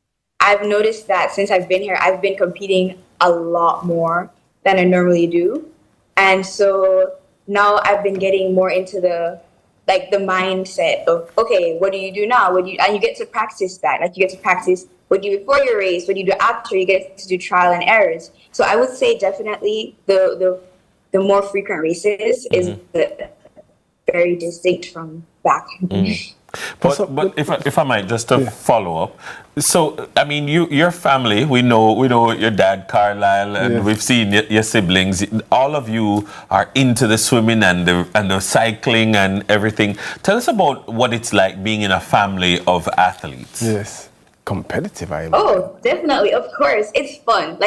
It's fun. It's exciting. I love it. It's good to have a support system around you while we're doing what we love to do. So having a dad who's our coach, my sister who's also in it, and my brother and my mom who's also getting fit, it's just fun, it's supportive, it's like an environment and a community that we're just building each other, we're encouraging each other. Even if no one else is encouraging us, we have each other to support, to lean on, and that's really amazing. I thought you was going to say it's competitive. Everybody was trying to be the best. I mean, that's a part of it too, but I'm not talking about the You give me this nice answer. It's fun and we support each other. But I have to ask, the balancing act that you play, that you must engage with for academics and sports. Tell us about that balancing act. It is a balancing act. It is. It took me a while to get into it, but after a while, it's like something that you just accept. Right. In order to get something, you have to give up something. And for me, I have free time, but I use my free time differently than other students at my school. So one of my friends was like, oh, so what are you going to do after training? I was like, oh, I'm going to shower, then I'm going to eat. And this is in the afternoon. What are you going to do after you eat? I'm going to do my homework, then I'm going to sleep. And they're like, so do you not have anything else to do? Like, what happened to like the fun time, like, and stuff like that? So that was in like the first semester. After a while, when I found out, but I want to have fun too. I didn't come to school just to work and train. Like, I want to meet people. I want to enjoy myself. And after that, I learned to like section my time out, what I'm going to do, use my time wisely. So there's times when I'll have to say no, but there's times when those no's end up becoming yes because I said the no's in the first place. So that's a good thing. That's so smart. You know, you have different disciplines that you have to focus on, but is there a particular discipline that you love more that you have to say, no, I have to not focus so much on this, but give more time to this? Like, how do you apportion your time across the disciplines that you're involved in? That's a good question. I feel like my favorite discipline is swimming. And that's good for me because that's not my strongest. So I want to do more time in swimming, and that makes me better. And because of that, I've been not neglecting, but I've been like putting aside running and cycling because I'm like, oh, it's my weekend, so I need to work on it. But thanks to my coaches, they've given me like a schedule that helps me to balance everything out. So I do something in the morning and then I do something in the afternoon, and that helps me to give equal time to each. Fascinating, you know, because it is so difficult to be good enough at all of them to compete successfully as a triathlete. But she's strategic because she's focusing on the weakest of the three to spend the most time in. That's interesting. And I love the fact that, you know, you're a testament to the story that you can be bright in different things, because computer science and econ is not no play business. Where did your love for sports come from, Chanel? I would definitely say from my family. Like, if it wasn't for my dad, I'd probably just be in my books all the time. And even like when we had off season, I found that I was burying myself in books to the point where it was not good. So I'm glad I was introduced to triathlon through my family, and I'm very grateful. What would you recommend to somebody who is trying to get a scholarship? They're watching this conversation and saying, I think I could go to St. Thomas Aquinas. I need a scholarship. What are some of the things that I need to do in order to snag that scholarship? Okay, so first things first, you got to know what you want to do. You have to know the programs that are available and see if it's in line with your interest, and work for it. Like, you can't say, oh, I want to be on the basketball team and you're not doing basketball. So that's definitely the first thing. I would not say anything after that until you get that done. So when you finally have the sport and you know your sport is in line with what you want to do, then you reach out to your coach. And it's very easy. It's as simple as going on the school's website, typing in the sport section, or not even, just select the sport and scroll down to the coaches, and they have their email there, and just email them. Like, email is your best friend, especially when it comes to these things, and they're so friendly. They're ready to reach out. They can't wait to hear from you, quite literally. Like, that's so good. Oh, people are taking notes. IT, as a Jamaican, when you go foreign, whether it's on scholarship or not, you know, go there and sit down, you know. You have to get involved with some other things. Maybe you can get a line of income. I gather that you've gotten yourself involved. You love the swimming, so you've gotten yourself involved in a lifeguard program. Yes. Tell us about that. So yes, I wanted to do lifeguarding during the summer. And before, they were telling me about a YMCA program, which they have two different types. They have a YMCA lifeguarding and American Red Cross and waterfront. And I was planning on doing the NYC, but God worked it out that I'm doing American Red Cross. And the training is very simple. We did it for a week. And I got to do it for free because at the camp I'm working at, they said you get to do it for free and then you spend 3 weeks there as a lifeguard in return. So I did that. So I have my certificate, and I'm glad to say that it's worth it. And there are other things along the lines that you can sign up for that's going to help you to get income as well. And even schools, like my school also offers on-campus internships for international students to help them get an income to support themselves. You know, I'm happy that you spoke about the lifeguard. I have an interesting story about someone who cannot swim, who's a lifeguard in the States, but I'll talk about that at a different time. She can swim and she's a lifeguard. What are you most excited about as we approach Paris Olympics? Is a particular event, a particular athlete? Talk to us about your excitement for this year's Olympics. Yes, definitely. I know you probably are expecting me to say something along the lines of triathlon. But one thing I'm definitely definitely triathlon. Like, I'm looking forward to seeing the athletes, I know what they're capable of, and I want to see if they're able to push past their limits. I myself have been very interested in even just like going to Olympics itself to watch it in live person, or maybe even to compete. So that's something I'm looking forward to. I'm also a part of the Cycling USA group chat that they have on Instagram, and they've been like sending in updates on, oh, this athlete is ready, this athlete is doing this, and I'm just so excited to see what's happening. I would love to like be more like, since I've been here, I've just been focusing on the USA side, but I would love to like, you know, be more on the Jamaican side. Like, I'm not gonna forget my roots, so that's one thing. Awesome. Happy to hear that. Thank you very much, Chanel. Chanel, I wish you all the best and nothing but success in both your studies as well as your athletics. And maybe, who knows, you will be representing Jamaica at the Olympics one day. I believe it. I believe that your family has it in their DNA. And so I'm looking forward to it. And so we're going to be supporting you and watching you as you grow. Thank you very much. Our guest has been Chanel Russell. She's a cyclist. She's a triathlete, a camp counselor. She's a lifeguard. After the break, it's time to home it with NHT.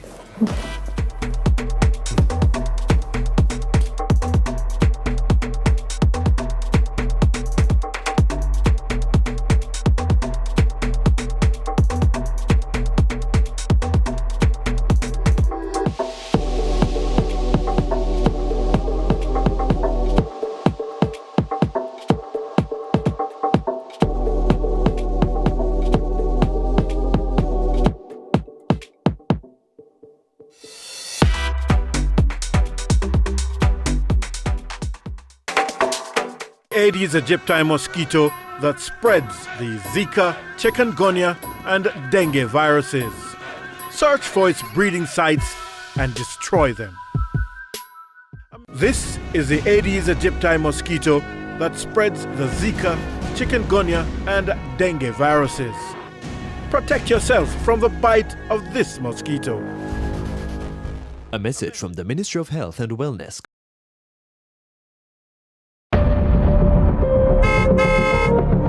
I am deaf. You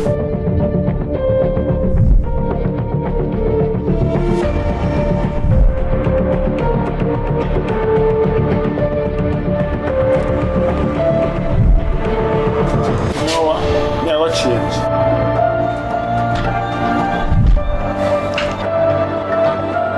Ward off deaf. Obey the road code. A message from the Road Safety Unit in the Island Traffic Authority.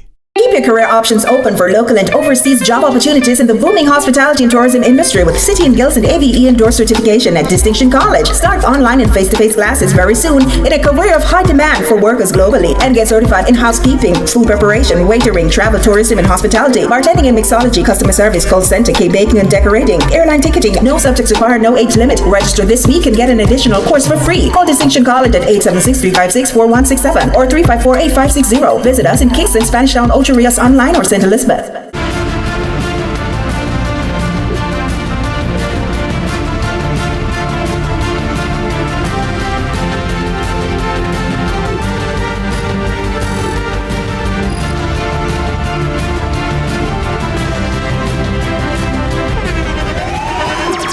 The internationally acclaimed On Stage with Winfred Williams. At a new time, Saturdays at 8 p.m. on CVM TV. So much more than entertainment. Look who I have in the cut. No, today episode I got nice.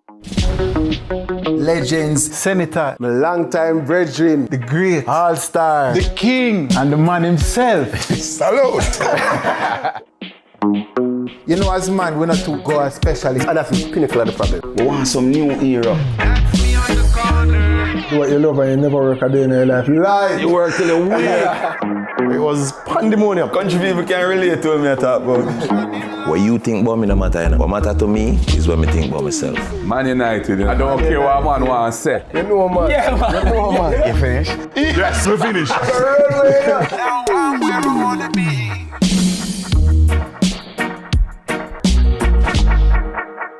The Cut is brought to you by Flo and Guinness.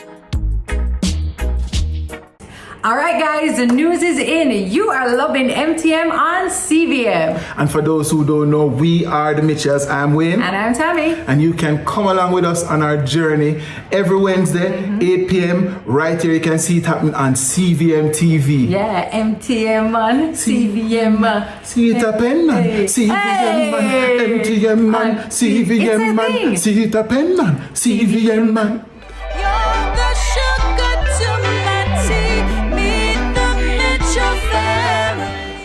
Jamaica's favorite drama, Your Guilty Pleasure. All that having a baby now is going to do for you is make you a prisoner of this apartment. Long run shot, kid. Royal Palm Estate is on CVM every Tuesday and Sunday at 9 p.m. Bollywood has never been this good. Catch Made for Each Other weekdays at 12:30 p.m. on your drama station. Brought to you by Hyundai Island Conditions.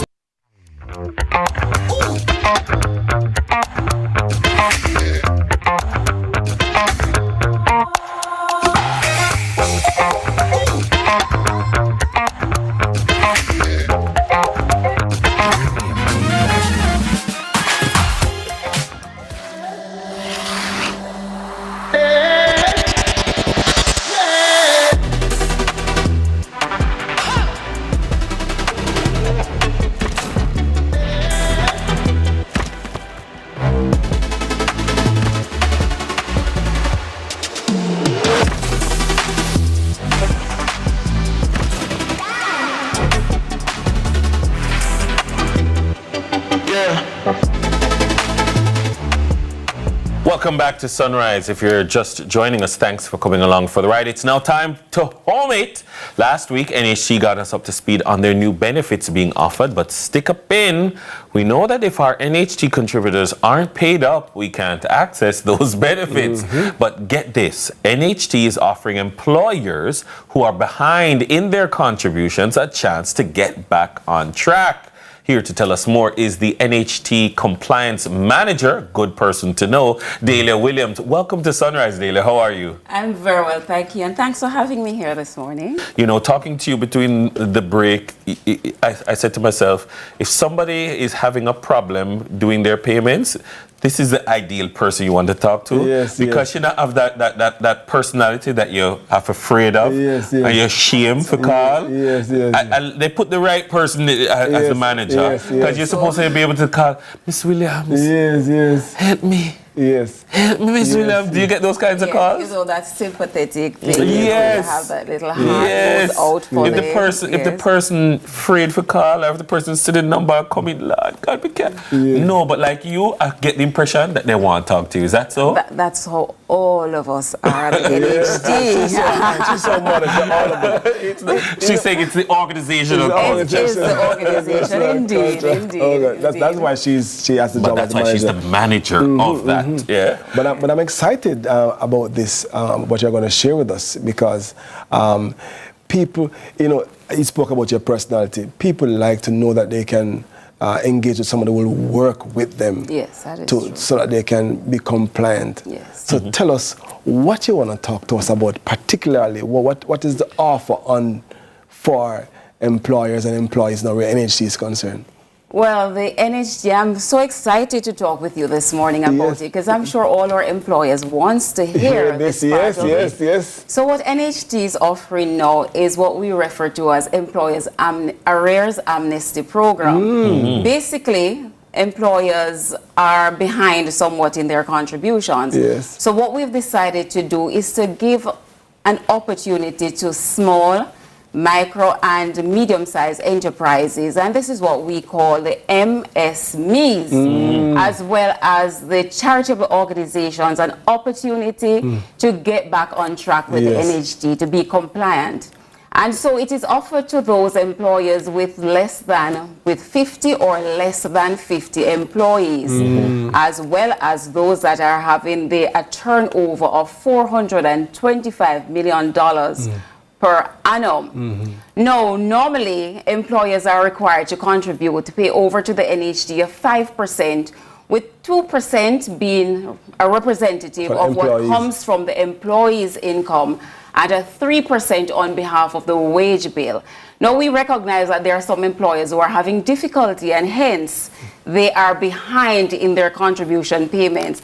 And so we're excited this morning to let them know of the offers that we have at the NHD. Now, up to anywhere from now up to September 30, employers can apply for a waiver on the interest that is outstanding to NHD. What is required is that they would be required to pay the full contributions that is outstanding for the employees, and 80% of the employer's portion. And it therefore means they can apply for the waiver of 100% for both employees and employers' interest. And that's not all. There is a 20% that they can apply for on the employer's arrears. Whoa. That is awesome, isn't Talking about incentivizing the people employers. coming on stream, because the truth is that persons who may have fallen behind in terms of paying over their employee contributions or their own the employer's contributions, maybe they have it, but because of the implications of the interest, they don't have that portion. And so what you're saying is, look, we need you to do right by your employees, so we're going to ease back on the penalties if you just come forward. I think this is a potentially game-changing moment because of the broader ripple effects that it can have in terms of people coming forward. I mean, what kind of timelines are we working with? Remind us how long they have to get in on this? Okay, so there are 3 categories really, but we really want to encourage them to take up this offer now up to September because it's the best offer.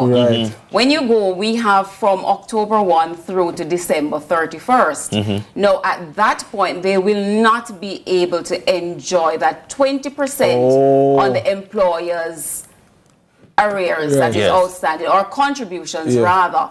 However, they will be able to access the 100% on both employers and employees' interest. So timing is, it will be smart for them to capitalize now, because the benefits accrue to them even greater now than they would have. That's right. Because what happens to the NHD currently charge a 20% interest on all outstanding contributions. And what you'll find is that this continues to grow if they do not pay. Cumulatively.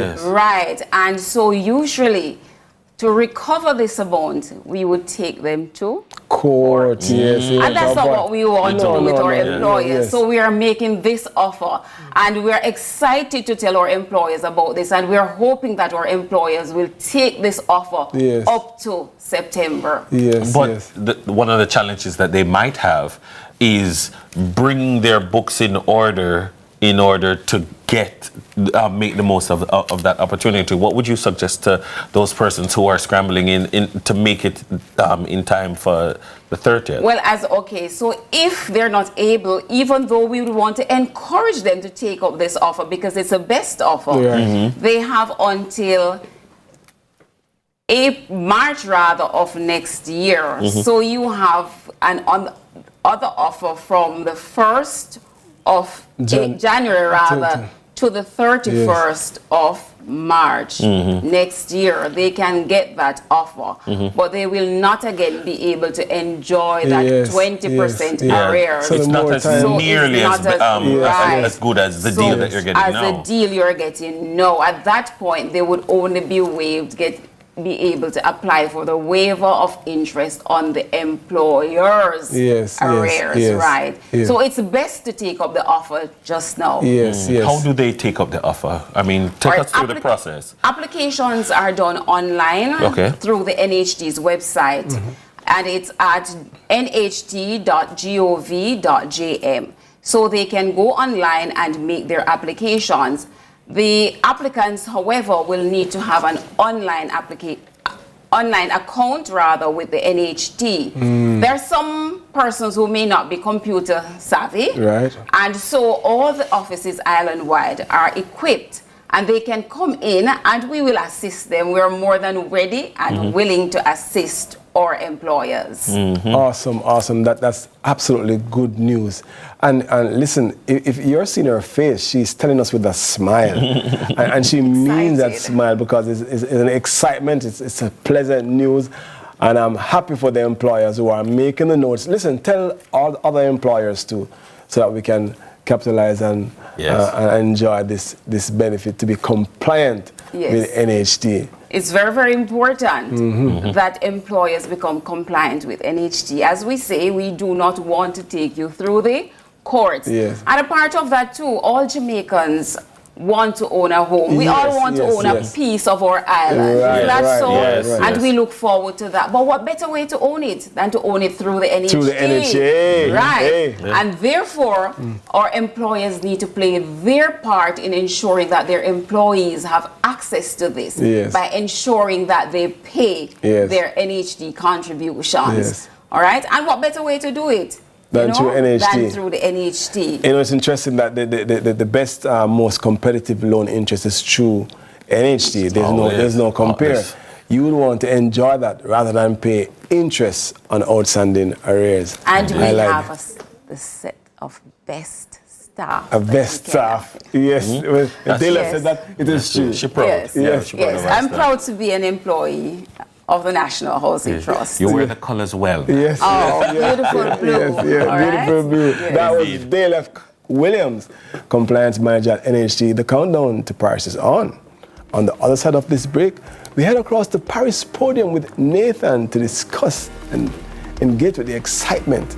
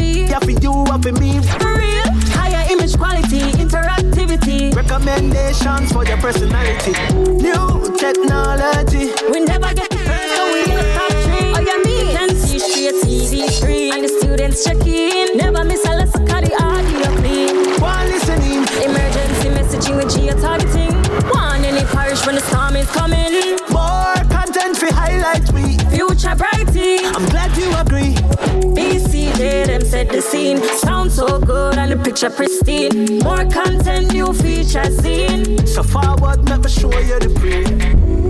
Next Gen TV, Next Gen TV.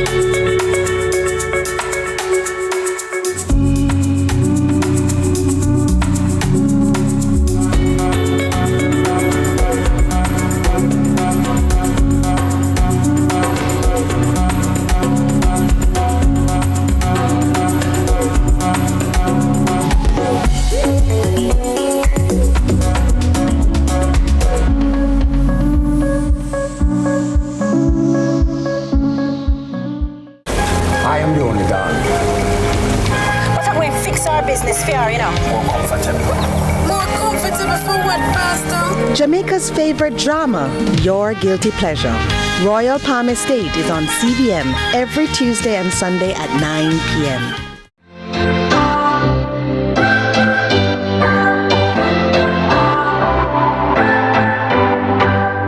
What's your story? What's your sign?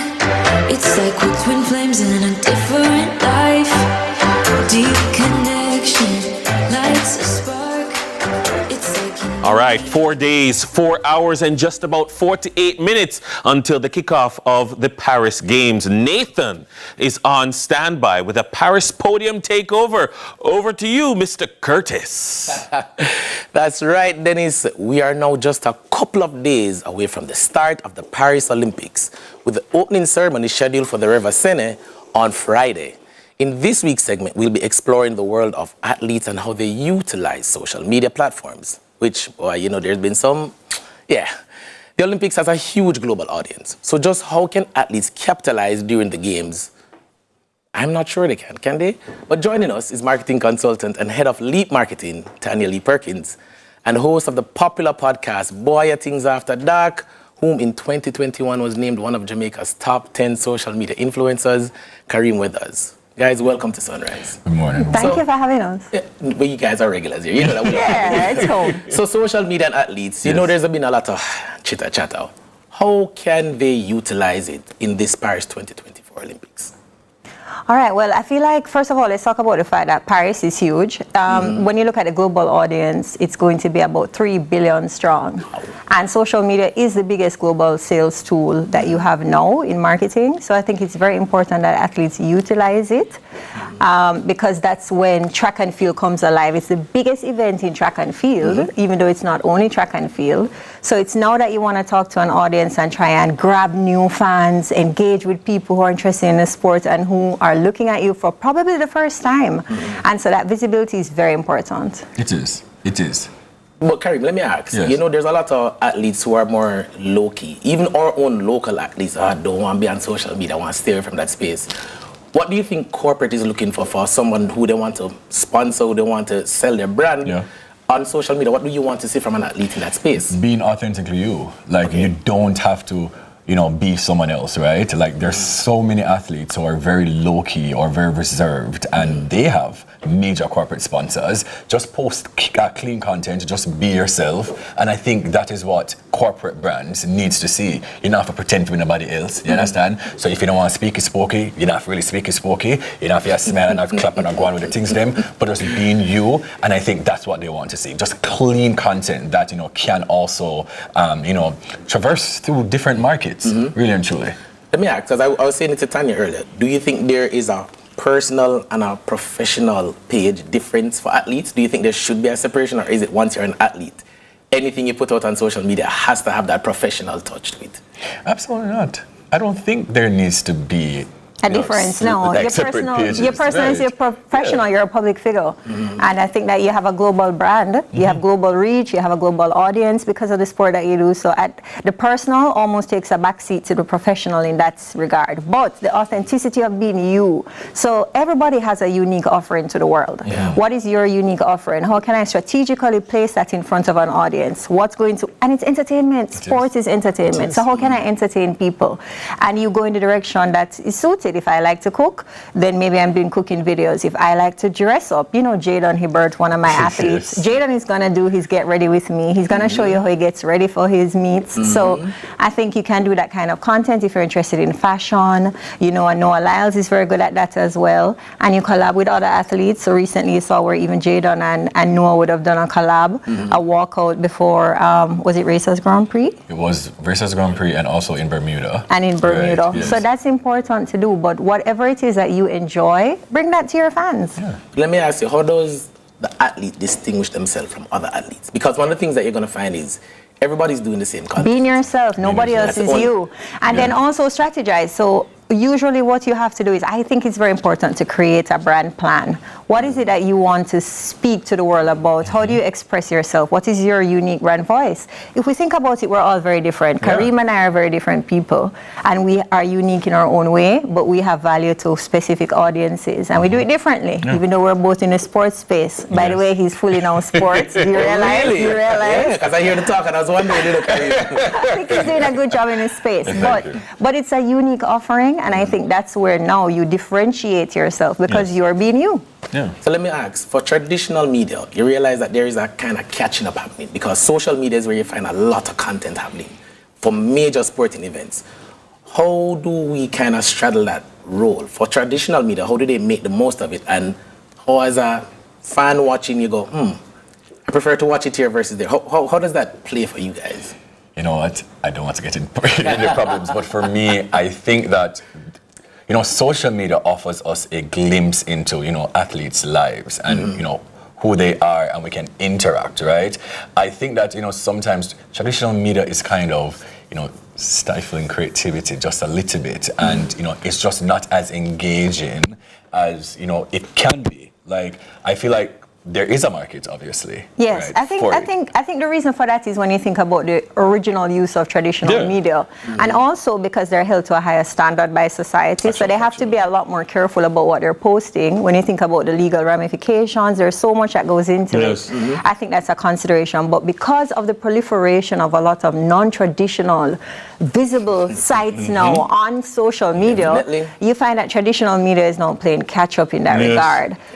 So it's a very important space. As we said, it's a global marketing tool, so traditional media has to now catch up, but it's much more nimble and much less repercussions, I will say, for a non-traditional media space to just post anything. That's true. So one quick one. One tip, one advice for athletes going into the Olympic Village, how they maximize on this Olympics. Being yourself. Like, just understand that there is a possibility that, as Tani said earlier, millions, billions of people, right, will be tuning in. Just be yourself and just live in the moment. That's it.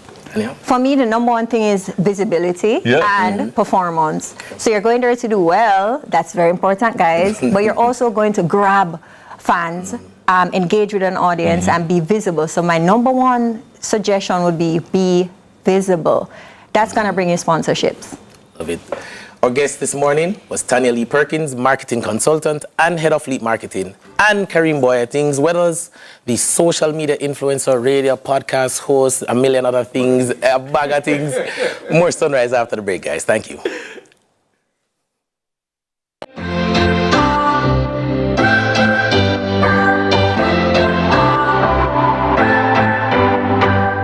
What's your story?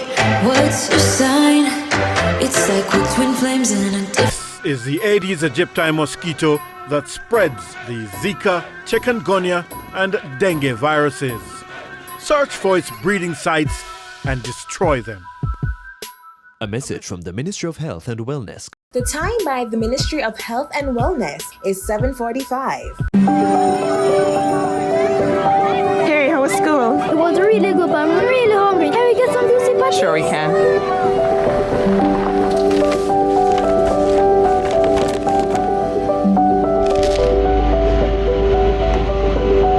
I never see a boil up patty like you.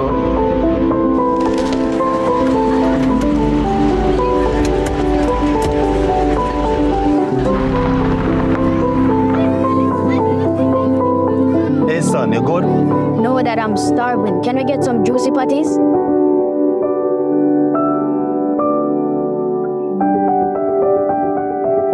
Celebrating over 40 years of everyday moments. Tired of the high interest rates and the whole heap of loan payments every month? Take a debt consolidation loan from AIM to pay credit card bills and all other high interest rate loans from other institutions. Make one low monthly payment to AIM and take home some extra money in your pocket. That's financial freedom.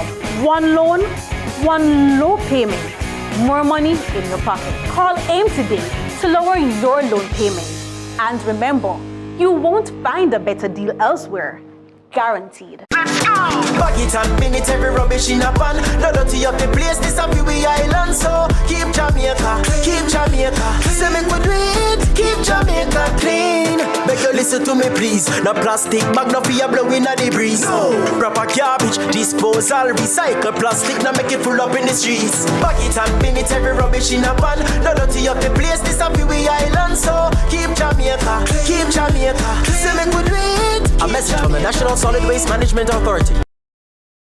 Our days get a little complex sometimes. Often so many things make sense, yet so many do not. We are being intentional about giving prominence to the big stories in order to clarify and enlighten. Lead Story explains who, what, when, where, why, and how. Lead Story with George Davis, weekdays at 6:30 p.m. on CVM TV.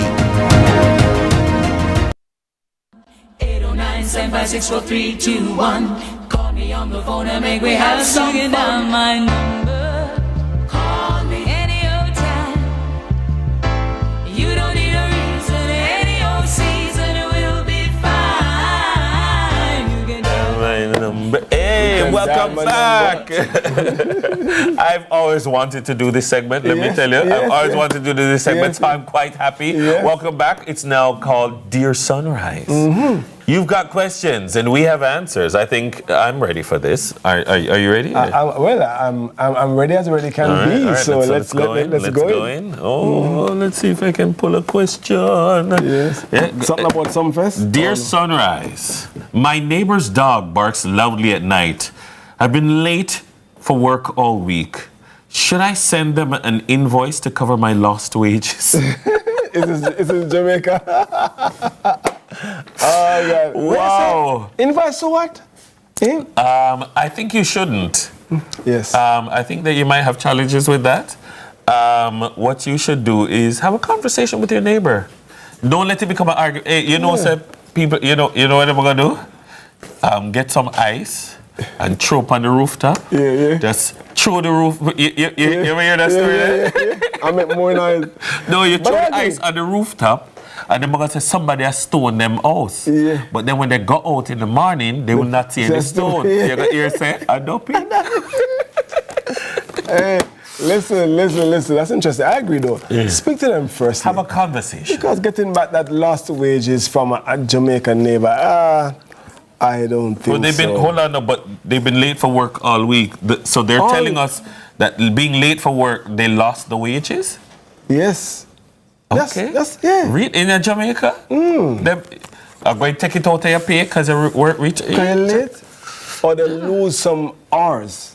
Must be. Can't be the entire week. Can't be the lost wages. It's the entire week. Maybe you get paid per hour. Per hour. So lose some hours, you know? It's a clock in late, you know? The next question is, I'm being offered a good paying job, but it's not in my field. Should I ignore my passion and just do what pays the bills? This is an interesting one. Wow. What I would say is, good pain. Don't advise nobody to follow their passion. I don't advise nobody to follow their passion. Really? I advise you to follow what you're good at. Follow your passion. Follow your passion. That's for rich people. When I get good at something and I start making money, I will become passionate about that. Why don't you, if you discover a particular passion that you cannot let go, you could get good at whatever that passion is. No, but there are people, there are people who, quote unquote, are passionate about something and you're not good at it. Let it go. Yes, I must admit that I am passionate about singing.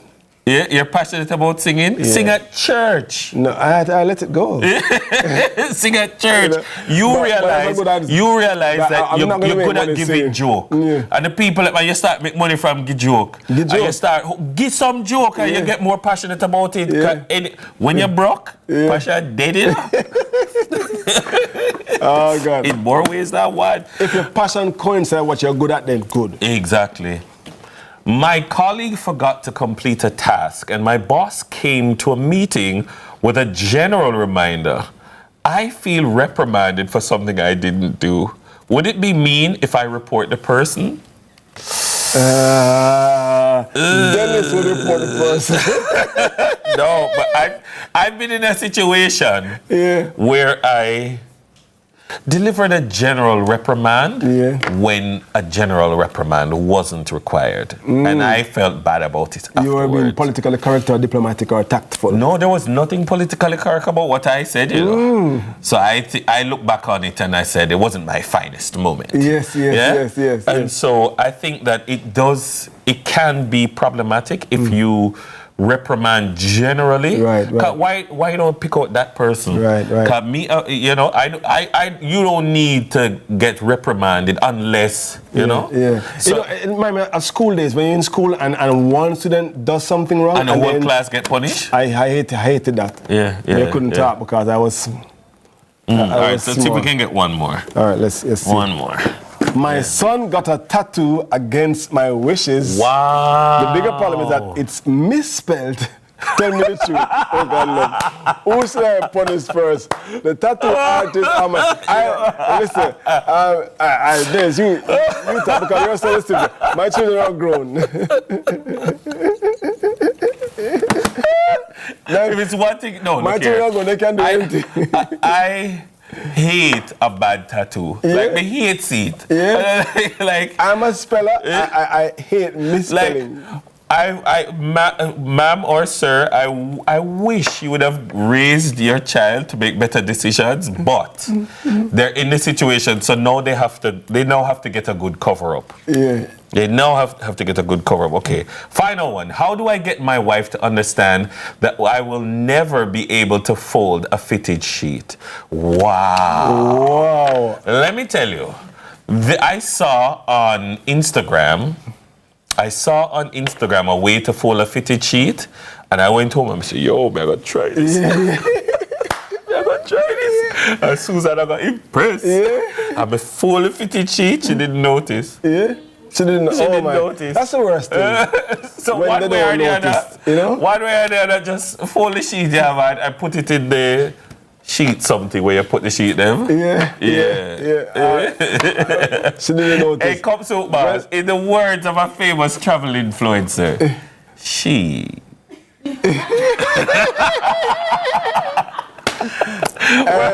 That's where we're gonna leave it. Listen, when it comes to situation that involves the wife, I'm very careful when I answer these questions live on public TV. Listen, because when we go home, we must notice the wives, even when they don't notice us. Yes. What I think. Yes. Well, we're going to take a break. We'll come back because we're going to go to the home stretch. And then, of course, the round table is going to be up right after. We'll stay with us. I'm going to write some questions.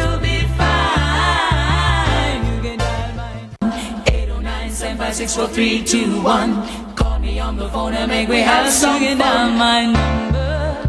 Call me any old time. You don't need a reason. Any old season will be fine.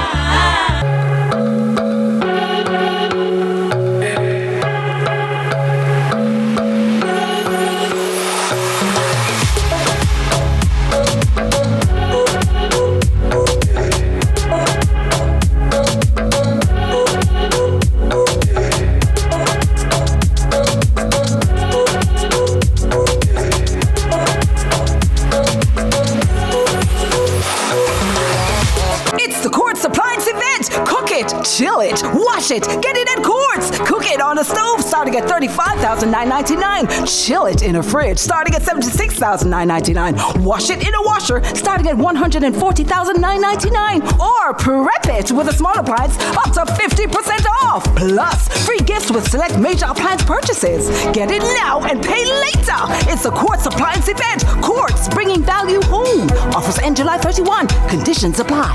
You know what's sweet? The new pack Sweet Living promotion. Win great prizes. Bedroom set, living room set, or kitchen appliance set plus TVs and monthly cash prizes. Send in 5 new pack labels or a receipt. Labels must belong to at least the new pack canned beans, coconut milk powder, and new pack oil categories. Fill out the tagline. New pack, more than just value. Place your entry in one of the drop boxes at participating outlets. Enter by mail or online at newpackjamaica.com. Time for Live Sweet. Enter the new pack Sweet Living promotion June 16th to August 31. See the press for more details. Authorized under Section 58.3 of the Betting, Gaming and Lotteries Act. Entrepreneurial Partners Limited, in association with the Jamaica Stock Exchange, present another highly anticipated anticipated Realign Business and Investment Conference. Join us at the AC Hotel Kingston on July 23, 2024, and let's rewrite the future of business together. This year's theme is Removing the Barriers, Bringing Together Investors and Entrepreneurs. Hear from Dr. Marlene Street Forrest, the Honorable Michael Lee Chin, Mr. David Mullings, the Honorable Talia Lynn, and Mr. Anton Edmonds. Register online at entrepreneurs.com/realign or call 876-286-0501.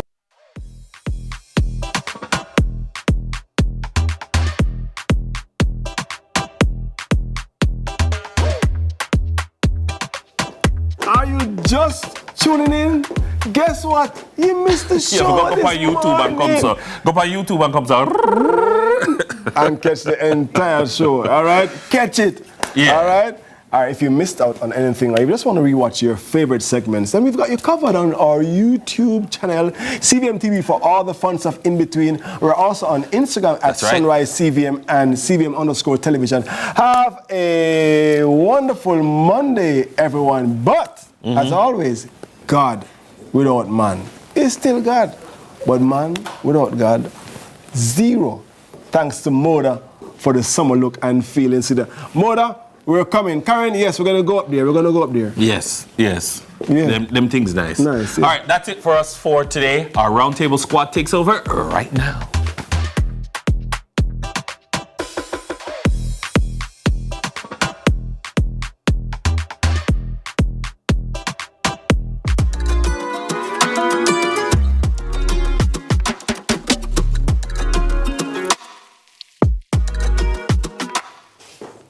Good morning, Roundtablers. Welcome to the Monday edition of the Roundtable. I am Shelly-Ann, and of course, I'm here with the fabulous Carly. Good morning. How you doing, darling? I'm so great. Think you saw your color. All right. Yes. Matching with a backdrop. And of course, we've got a guest who is the guest director and the COO of Liquid Chem and Supplies Limited, Dane Smith. Good morning, Dane. Welcome, Dane. How are you doing? Welcome to the Roundtable. Yes, I see everybody's bubbly this morning. Oh, gosh. Yes, man. Bubble will do it, man. Bubble will do it. You have to do bubbly. Wake up everybody. Yes, man. It's a Monday. You know, some people have the Monday blues, so we're trying to get them to, That's right. you know, pop and bubble up in the morning. That's it. And speaking about bubble up, let's see what's bubbling on the social buzz this morning.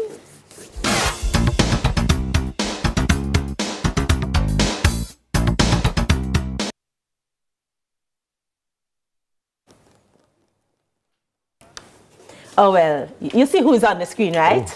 The legendary Barry Hammond. Of course, he was performing at Sumfest this weekend. Y'all went to Sumfest this weekend? Oh, if you didn't, you missed it. You went, Shelly? Oh, you missed it. Show off. You see how anybody let me tell you. Any opportunity I get to see Kodjo, I take it. Barry has given us everything, and we are so grateful. Everything we'll get from Barris right now is brought up, and I thank him for it. He's amazing. He's a legend, and it is my opinion that there should be a film crew just following him around right now to just document his life, because documentaries need to be shown about Barry Hammond and the impact that he has made in music and especially reggae music. Yes. Worldwide, legendary Barry Hammond. Absolutely, I totally agreed. So when I see a picture of you, I want evidence that you did it. No, don't do that. I was there. I was there. So see it. Speaking of legends, another legend performed as well on Saturday night. I'm talking, of course, Grammy, many, we can't call all I was right now, Babyface. And let me tell you something about Babyface. Very nice. Babyface been Babyface in all my life, and I'm a big fan of Babyface, and he came and he gave me everything I wanted. I think him heal one little creak in my neck back right there, so me have a sore neck and it fixed because of Babyface. Thank you, Babyface. And you know what? And he's so hilarious, you know, him up on the stage and him take a little step and him say, whoops, I gotta be careful, it's Babyface, not baby body. I laugh for about 4 minutes. Hilarious. He's like, listen to me now. If you don't know Babyface, Google him. You cannot go through your life and don't know who Babyface is. That's just wrong. Right? But yes, Sumfest came and they did their thing. Thank you, Sumfest, for that. I really enjoyed the weekend. I really felt like I missed that after that. You missed it. You really did. How you never end up. And you look like you never got Unfortunately, I had work. Listen. That's why you made the big bucks. You can go up on YouTube or something. Somebody will show the videos. But wonderful. Believe me. In the meantime, while I recover from my Babyface and Barris experience, let's see what's going on in the bag of things.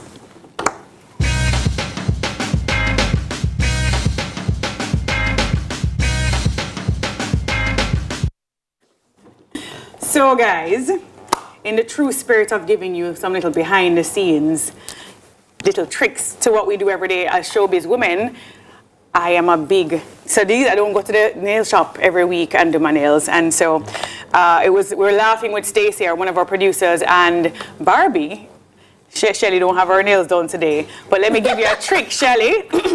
This morning, the reason why I was a little late this morning was one of them fell off, actually, and I had to run back home to glue it. Abby was privy to me losing one in the rooms one of the days. But guys, this is what we do. So in the mornings before I get here, if my nails aren't done and I didn't get to spend the $13,000, I just buy a pack. Nails now? Holy money for the metal. All if you add gel. Ooh, fancy. You don't do nails. No, but you ever come in here and see me nails? I don't know if I remember. You don't have it painted ever? I paint them sometimes. When you see them painted, it's me paint them. Oh, well, there you go. So that's another one of the showbiz tricks. But for me, one little length on it, my own look popped down. I wish I could have shown you before and after. And these have saved my life. I go to Fontana and I get it for like about $7,000 to $1,000, and I put them on whether the night before or the morning before. So yeah, if you have a wedding or you have a special event, easy. it's and totally easy. Completely. It just takes me 3 minutes and I am out the door. I might try to put on. I like that little sparkly one that I saw earlier. And you know, Shelly, you just pull them off when you're done. Just, you know, and then so. But you know, I used to be a nails girl, you know. I used to do all the things and the acrylic, and I used to wear them long and all of these things, and my nail tech migrated, and then I went to one other nail tech and she ruined my nails. Like everything was burning, and I'm like, you know what? This is not that serious. So I'm like, I gave up after that, and then I never went back. And plus, I didn't like the whole experience. I like the finish, but you have to wait too long. Well, you have lovely nails, but yes, this is a quick one. But I might try those little sticky things. Yes, just for fun. Just for funsies and to put something pretty on the nails. Why not? All right, okay. Make us see what going over here, so hold on there. What heap of things in there sitting there, like I say. I'll know no food not in there, though. Right. But, you know. Yeah, nobody knows me like you do. Summer playlist. Ooh, this is a big song. There was a whole TikTok business with this one. Yes.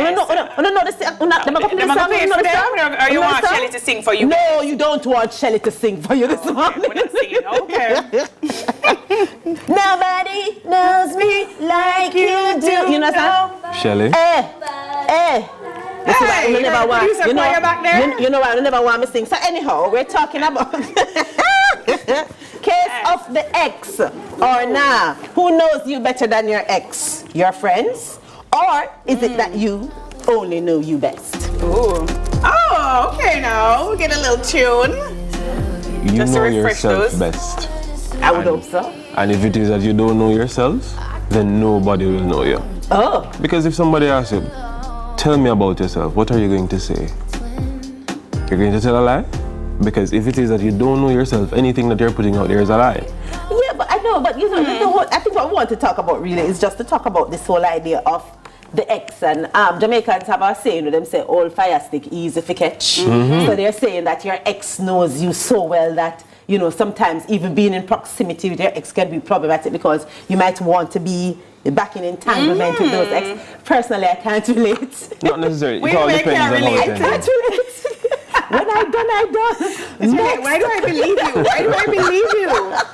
But it all depends on how the relationship ended and how it started. That's true. So if it is that it ended amicably, then you can say maybe it can a little rekindle. You can't say that either. But I want to hear what Kali think about this, you know, because Kali love, you know. Yeah, me love.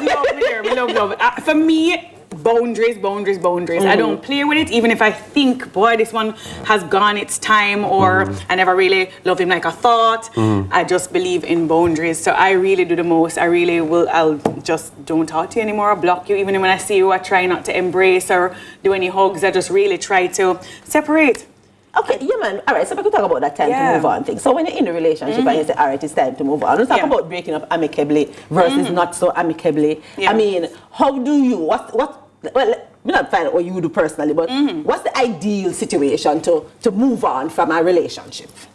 Ideally? Yes, ma'am. Like when man answer them question here, yes. Take the time for yourself. There is no set timetable as it relates to how long it will take you to move on or what process you have to take to move on. Everybody handles things differently. So we're together, we break up, you'll see me out partying with my friends and you're going to probably be like, oh, so this meant nothing. Well, you're at home, crying your eyes out. Right. But what you don't see is that a month later, I'm there, broken, because that time the reality has really come into play that, listen, this is really over. Them time you good and gone about your business. So you can't really look at it and say, hey, there's one set way to recover or get over your ex. Everybody handles it differently. I've heard a saying, I don't know if you've heard it before, that a broken heart is like an arm broken off or a wound. Yeah. And so you have to treat an emotional wound like a physical wound. Yes. So where it takes time for you having to wrap it up, to isolate it, elevate it. All of those things, you have to sit in the pain and just allow it to heal. Your wound don't heal overnight. It takes weeks, months. And the thing is, you have to admit the hurt. Because if it is that you don't admit the hurt, you'll never heal. Some people still think them in a relationship. Exactly. In a relationship. And they'll be like, oh no, It sounds sad, man. Yeah, it's sad. It sounds sad and miserable. No, but I mean, I'm just thinking about my last breakup, and I'm thinking, Shelly, phew, I missed a bullet there. Oh, what was I thinking? Like, oh, good riddance. I mean, I'm so glad that was over. What was I thinking? So you're one of those who like the friends that say, I am so happy that I broke up, and they're like, oh my gosh, congrats. Over the ones that say, oh gosh, congratulations. So is it that there's nothing in that relationship from the start to the end that can say, okay, so I'm thinking specifically about my last serious relationship before the current one. I'm saying, when it was good, it was really good. Yeah. But I was like, listen, this me would have given that me a strong talking to about that relationship. Yeah, like, what were you thinking? You have to experience it because it is what inspires growth. Because you are who you are today in your relationship because of that relationship. Have you not grown from that girl and just what you put up with, what you tolerate, and what to look for? Who I was at the time. That's what I'm saying. This me wouldn't have even looked at the dude. I'm like, what was I thinking? Seriously. But like I said, when it was good at the time, it was. But I used to drink, so maybe it was the alcohol. I hope he's not watching. Oh my poor soul. I don't drink anymore, so maybe sober me is making better choices. Maybe that's what wow, it is. Well, there you go. No, but seriously, this idea that all right, so there was a thing on TV where, that's on Instagram, where this man was talking about the fact that his fiance just got this amazing job, and it's everything that she wanted. She worked really hard, and I'm happy for her. However, the owner for the company is her ex, and he's like, he's not going to be comfortable if she go work at a company, so he's telling her not to take the job. But just before him said that, he just said that this job is the job that she's been trying to get. Thoughts? What is that relation? And I'm not talking about the relationship with the boss now, but what is that relationship worth to you as that woman in that situation? As the woman? Yeah, man, as the woman. Because you have to understand your partner's insecurities.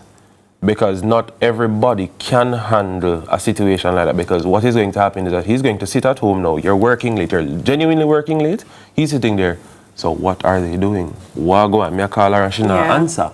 So it is going to create some amount of conflict within that relationship. So is it that the job is worth more to you than the relationship? How can you come to some form of agreement or some understanding? So you're saying she must adjust to because of his insecurities? No, I'm not saying nothing but female insecurities? And that is what I'm getting to. Yes, so you can get to it, man. She has to know, explain to him and show him, and if it is that he cannot live with it, then something has to go because there's not going to be a balance where that is concerned. So you don't think there's any grounds for insecurity, Shelly? No, listen, I'm not talking about grounds for insecurity. I think he's being protective, he's being wise. Yes. You know what, we're going to take it up after the break because the producer in my ears is she raised their voice. So when we come back, we'll be having more conversation right after the break. Okay, we're breaking.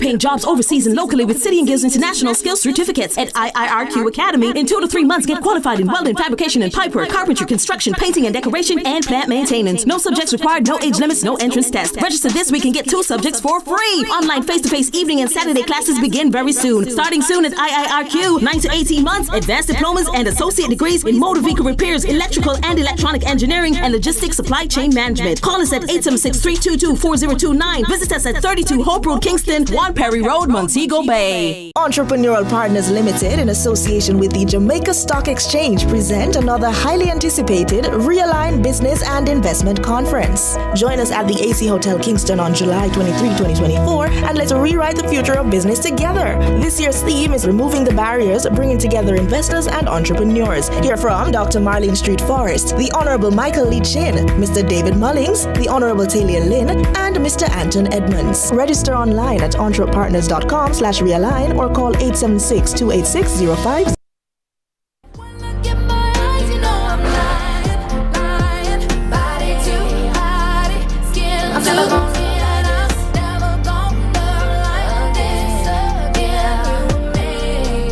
Welcome back to the round table. This morning's topic is Nobody Knows Me Like You Do. Yes, we're talking about the case of the ex and, just relationships generally. And before we went on the break, we were talking about a scenario where, this young lady got an amazing job, offer everything she wants, and her current partner has a problem with it because the CEO is her ex. And Kali was telling me why she needs to think about his insecurities. Go. Why we were in at the break, it's so juicy. I'm going to reenact this now. No, man. Yeah, man. I was in a scenario and I was in a relationship. And yeah, so the CEO was, I was going to make a lot of money. And this was, and then another friend of mine, me Christian, and like, Kali, God would never take you to somewhere where you'd be tempted. And already the CEO is messaging me and saying, boy, you're distracting me and this is really, really hard. And so I think my partner at the time was very wise in suggesting that I don't take the job, because at first I was like, no, man, I'm good. We're platonic. That gone a long time. And the truth is, you don't know when you've had an old flame what will spark. Again, it's a real thing. It's a real emotion. And a real tickles. It come back. I don't play it. I don't play that game. And sometimes it's not about you, but also about the other person. But no, them can't hold on Shelly because she try to say, ooh. But no, hold on. Don't tell me what me I try. Me can't say me I say myself. All right, go on. Right? No, you're basically telling me that when we just started, you used the word boundaries. And in your scenarios, you're telling me that this CEO, ex of yours, was sending you messages to sort of hint that maybe something was going on. Now, you had a responsibility to say, oh boy, nope, it's not like that. Boundaries, draw the line and leave it there. This is before I learned it, and I think I had to go through those experiences and say, okay, well, really can't for those who don't learn it, let me tell you. All right, make it ear. Draw the line. When it's done, it's done. If you want to go back, then go back, but don't go back while you're in a relationship with somebody else, because you are no longer available. I think that if we cannot be adults and trust ourselves as adults to act responsibly, then that is the problem. So this person who's telling his fiance that she cannot take this opportunity because of what might happen between her and the ex. If she is in a space where she can say to listen, that is over. And if he cannot accept that, then he's the one with the problem. Because at some point, if you cannot trust your partner, why are you even in a relationship with them? I don't think it's that. I think it's just wisdom. I think they're protecting you. I think they know men. Men know men. A lot of times, there's a way that men truly know the motives of men when they try to show a facade. Going in one direction. The man can have the situation too, hello? All right, so the man can get to work. Right. And with him CEO, girl, wife, girl is a woman. Yeah. Okay. And women know women, and women will know that the most attractive man is the one that is unavailable. We know women. And a woman will go out of her way. Shelly, you never warn your partner about a woman that you said, "Me not trust she." Exactly. Talk the truth, because we that has know never women. happened? First of all, I'm probably not the best person to ask this question, because listen very carefully, and I do not want you to misunderstand me. Someone say it as cleanly as I can. I am not going to tell my partner what to do about anything or any woman. If him in his situation don't know what he needs to do to keep his word to me, that's a him problem. And I am not going to be there to warn him about no other woman, because he has eyes and ears and mind. If he knows that his actions has consequences, so act accordingly. That sounds like you have a relationships are mirrors. You're there but it sounds to like help you have somebody a communication issue. Because if it is something, because you need to communicate your feelings. What do you mean? So if it is that you send something, or you're going to say that, oh, he must know said this. We don't read minds. Oh no, first of all, you misunderstood me. No, man. You misunderstood me. You're saying, I need you to give me the opportunity to clarify. Sure, go ahead. Let me say it again. Let me say it again. Go on again. I am not watching any woman as it relates to my man to warn about any woman. Yeah. Him is a human being, adult, that can walk up and down and decipher life on his own. Yes. And if in his actions, he does not know that he needs to keep his word to me as his partner, then that's a him problem. No, and what I'm that saying problem comes with consequences. And what I'm saying is, that if unfair. it is that you may see a issue that may arise, communicate, because What's the if issue? because Every you friendship cannot has advice, really. You can't the just man to automatically know every It single can't just time perfect, so that it can't know- it can't this be should all not be knowing done, and this all should not wise. be said, because Something's flying he under the can radar. say These girls are something really innocently to his ex, and she wrong misconstrues way. it, and it blows up into something else, because you Come and will sit down then and rub him in say, the meeting. Hey, because you you will then say, know, oh no, but you are never supposed to do that. So hold on a minute. So just so me understand what I say. You're saying that if some woman, this is ex, does something inappropriate to him, he's not gonna know? Not necessarily. Sometimes men don't know clearly. Them no, I they're don't think really stupid men. clueless. No, me like It is- sensible it is man. not a- no, I it is am not about not being stupid. attracted to stupid man. Cause me, no say, if I cannot trust you to do what you need to do, you think that any man can come and touch me inappropriately? My man don't need to be there to tell me that a man cannot do that to me. I don't need him to verify if this man is trying to do something to me inappropriate, because I stop it. I say, that's not what's going on here. And No. if him can't do that in a film one space, what are we talking about? Let me give you an example of being clueless. Because me friendly, so me always on the road, and I'm always like saying hi, da da da da da, and a guy will approach Bruce and say, take care of her, you know, and he will tell me like a man's mind is like an ego struggle, and the man want to say, you know, maybe I'm younger, say there are little things that we don't pick up that him see from a man to a man, and him wanting me, not just him insecure, him just know how them say, and they will go as all, it's like competition, and they want to go after you. No, but hold on. All right. You need your man to tell you, say the man I look you. I didn't think, Let's- I didn't You think don't know when man look at you. Let's use a very simple scenario. When I say it's all about perspective, I hold the door open for you. Yes. Just being a gentleman. Yeah. Another woman will see that and say, so he wants my attention, when really and truly I'm literally just holding the door. So it's all about the perspective. So somebody misconstruing that and say, oh, so he's trying to flirt, or I'm holding your hand to cross the road. That is something You don't always know people's completely- motives too. Exactly. Yeah, but so you can't expect that the man Yeah. is, or woman is going I to don't know know. respectfully, sir, I don't know how, as a man, you're going like some man not have sense. You don't know. Like, if I admit to them, No, it's not about not having sense, because really and truly sometimes, as I said, you're not listening, you know. Of course I'm listening. A woman will misconstrue or misunderstand a man's action and believe it is more than it is. A man will also do that to a woman. You can tell a man hello 2 times. You can tell a man hello 2 times, and in the group chat, yo dog, you know she want me. Yeah, man. And all you're saying is just we're talking hello. about two different things. If you, as an individual, know who you are, and you know what you're about, and you know what you're worth, and you know what who you are in your relationship, and you are self-aware, and you know what's going on around you, you don't have no time to try to figure out what him a think and what she a think and what them a assume from what's going on. Now, if I am with somebody who cannot, in their actions, control themselves and ensure that people don't pass their boundaries, then that's a them problem, and maybe I need to make adjustments there. But I cannot be expected to police you and police everybody around you. So I say, woman look at you, I go say, babes, she look at you, don't talk to her too nice, because she might misconstrue the look and things like so. Come on, you don't have eyes? You don't know him, man, I look at. But what is your point in a relationship if you're not there to be a mirror, to stand and see things that he can't What do you mean, what's the point? What And else? guide. What do you mean? That's why you're there. It's a partnership. You see what I don't see. You see the blind spot. You're there to intervene. You're there to give me advice. You Not like on this. leave him alone. No. So Not what on is this. it? The car is coming in. I go tell him so the car coming. We're not talking about car. No, The but same it car and is woman the are two same different thing. something. No, because not it the is the same same thing. thing. It is a life, and life is fluid. You can't just be having one mentality towards this, but it's a completely different situation over here. With the woman he's working with her. Awesome. Yeah, y'all are hilarious. Anyhow, so we're talking about the case of the ex, and you're saying that, all right, so let's talk about this. How do you feel about your partner having a relationship with them ex, even though they're not together anymore? Absolute zero. I am a zero tolerance. Why?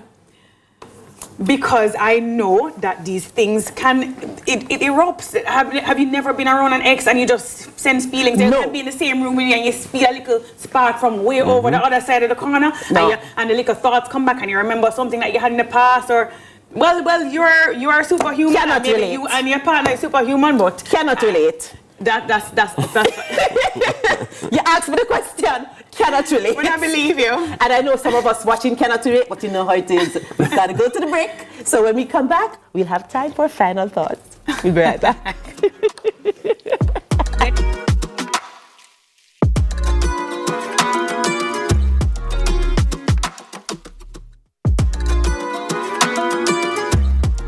All right, guys, the news is in. You are loving MTM on CVM. And for those who don't know, we are the Mitchells. I'm Wayne. And I'm Tami. And you can come along with us on our journey every Wednesday, 8 p.m. Right here, you can see it happening on CVM TV. Yeah, MTM man, CVM man. See it happen, man. CVM man, MTM man, CVM man. See it happen, man. CVM man.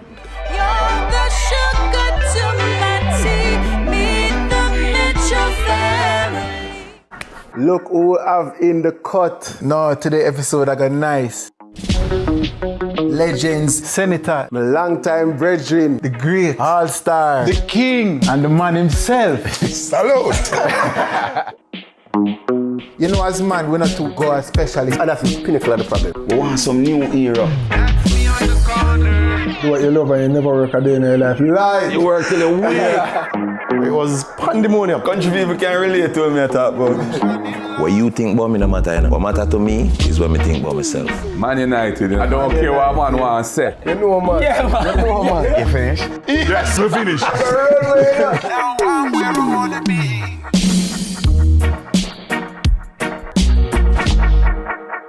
The Cut is brought to you by Flo and Guinness. Jamaica's favorite drama, Your Guilty Pleasure.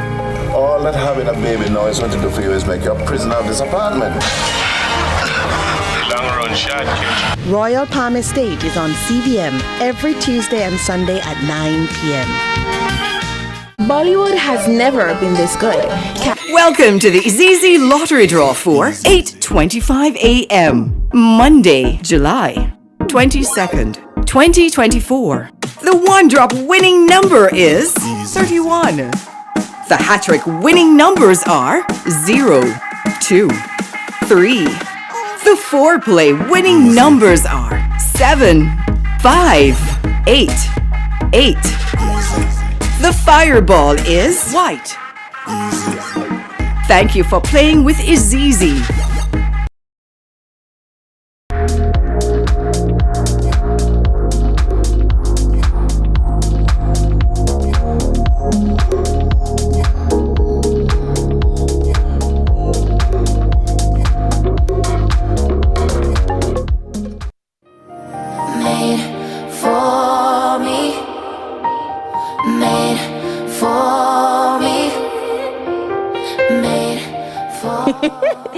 Thanks so much for staying with us. If you hear we're going in at the break in the studio. Nice.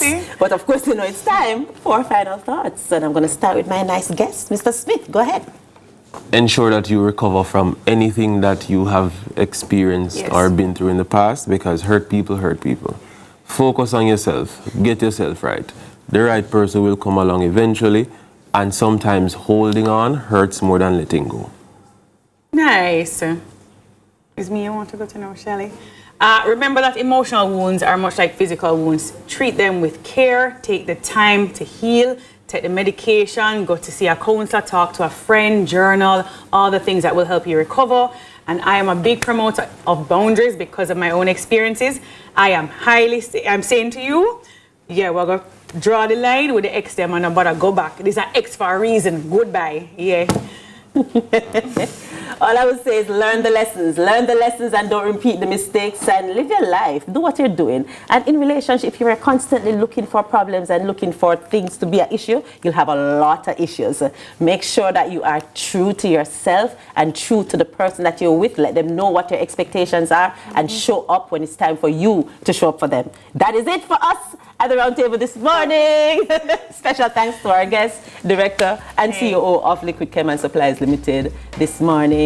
Have yourself a wonderful rest of the week. I know it's Monday, but Monday, give it a nice good look.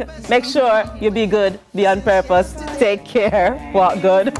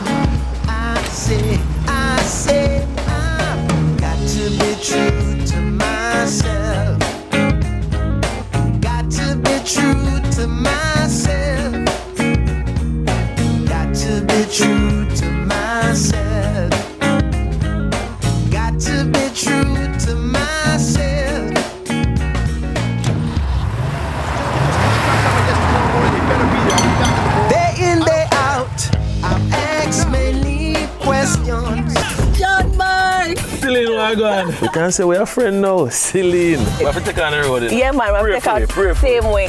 All right, Lord, thank you so much for this day. Me, I do the work. Yeah. And the people them accept it. Clarendon, Mandeville. But now we get to go into the inner city of Kingston. I can't wait to learn more as we go across Jamaica into different churches to understand what they do. Our days get a little complex sometimes. Often so many things make sense, yet so many do not. We are being intentional about giving prominence to the big stories in order to clarify and enlighten. Lead Story explains who, what, when, where, why, and how. Lead Story with George Davis, weekdays at 6:30 p.m. on CVM TV.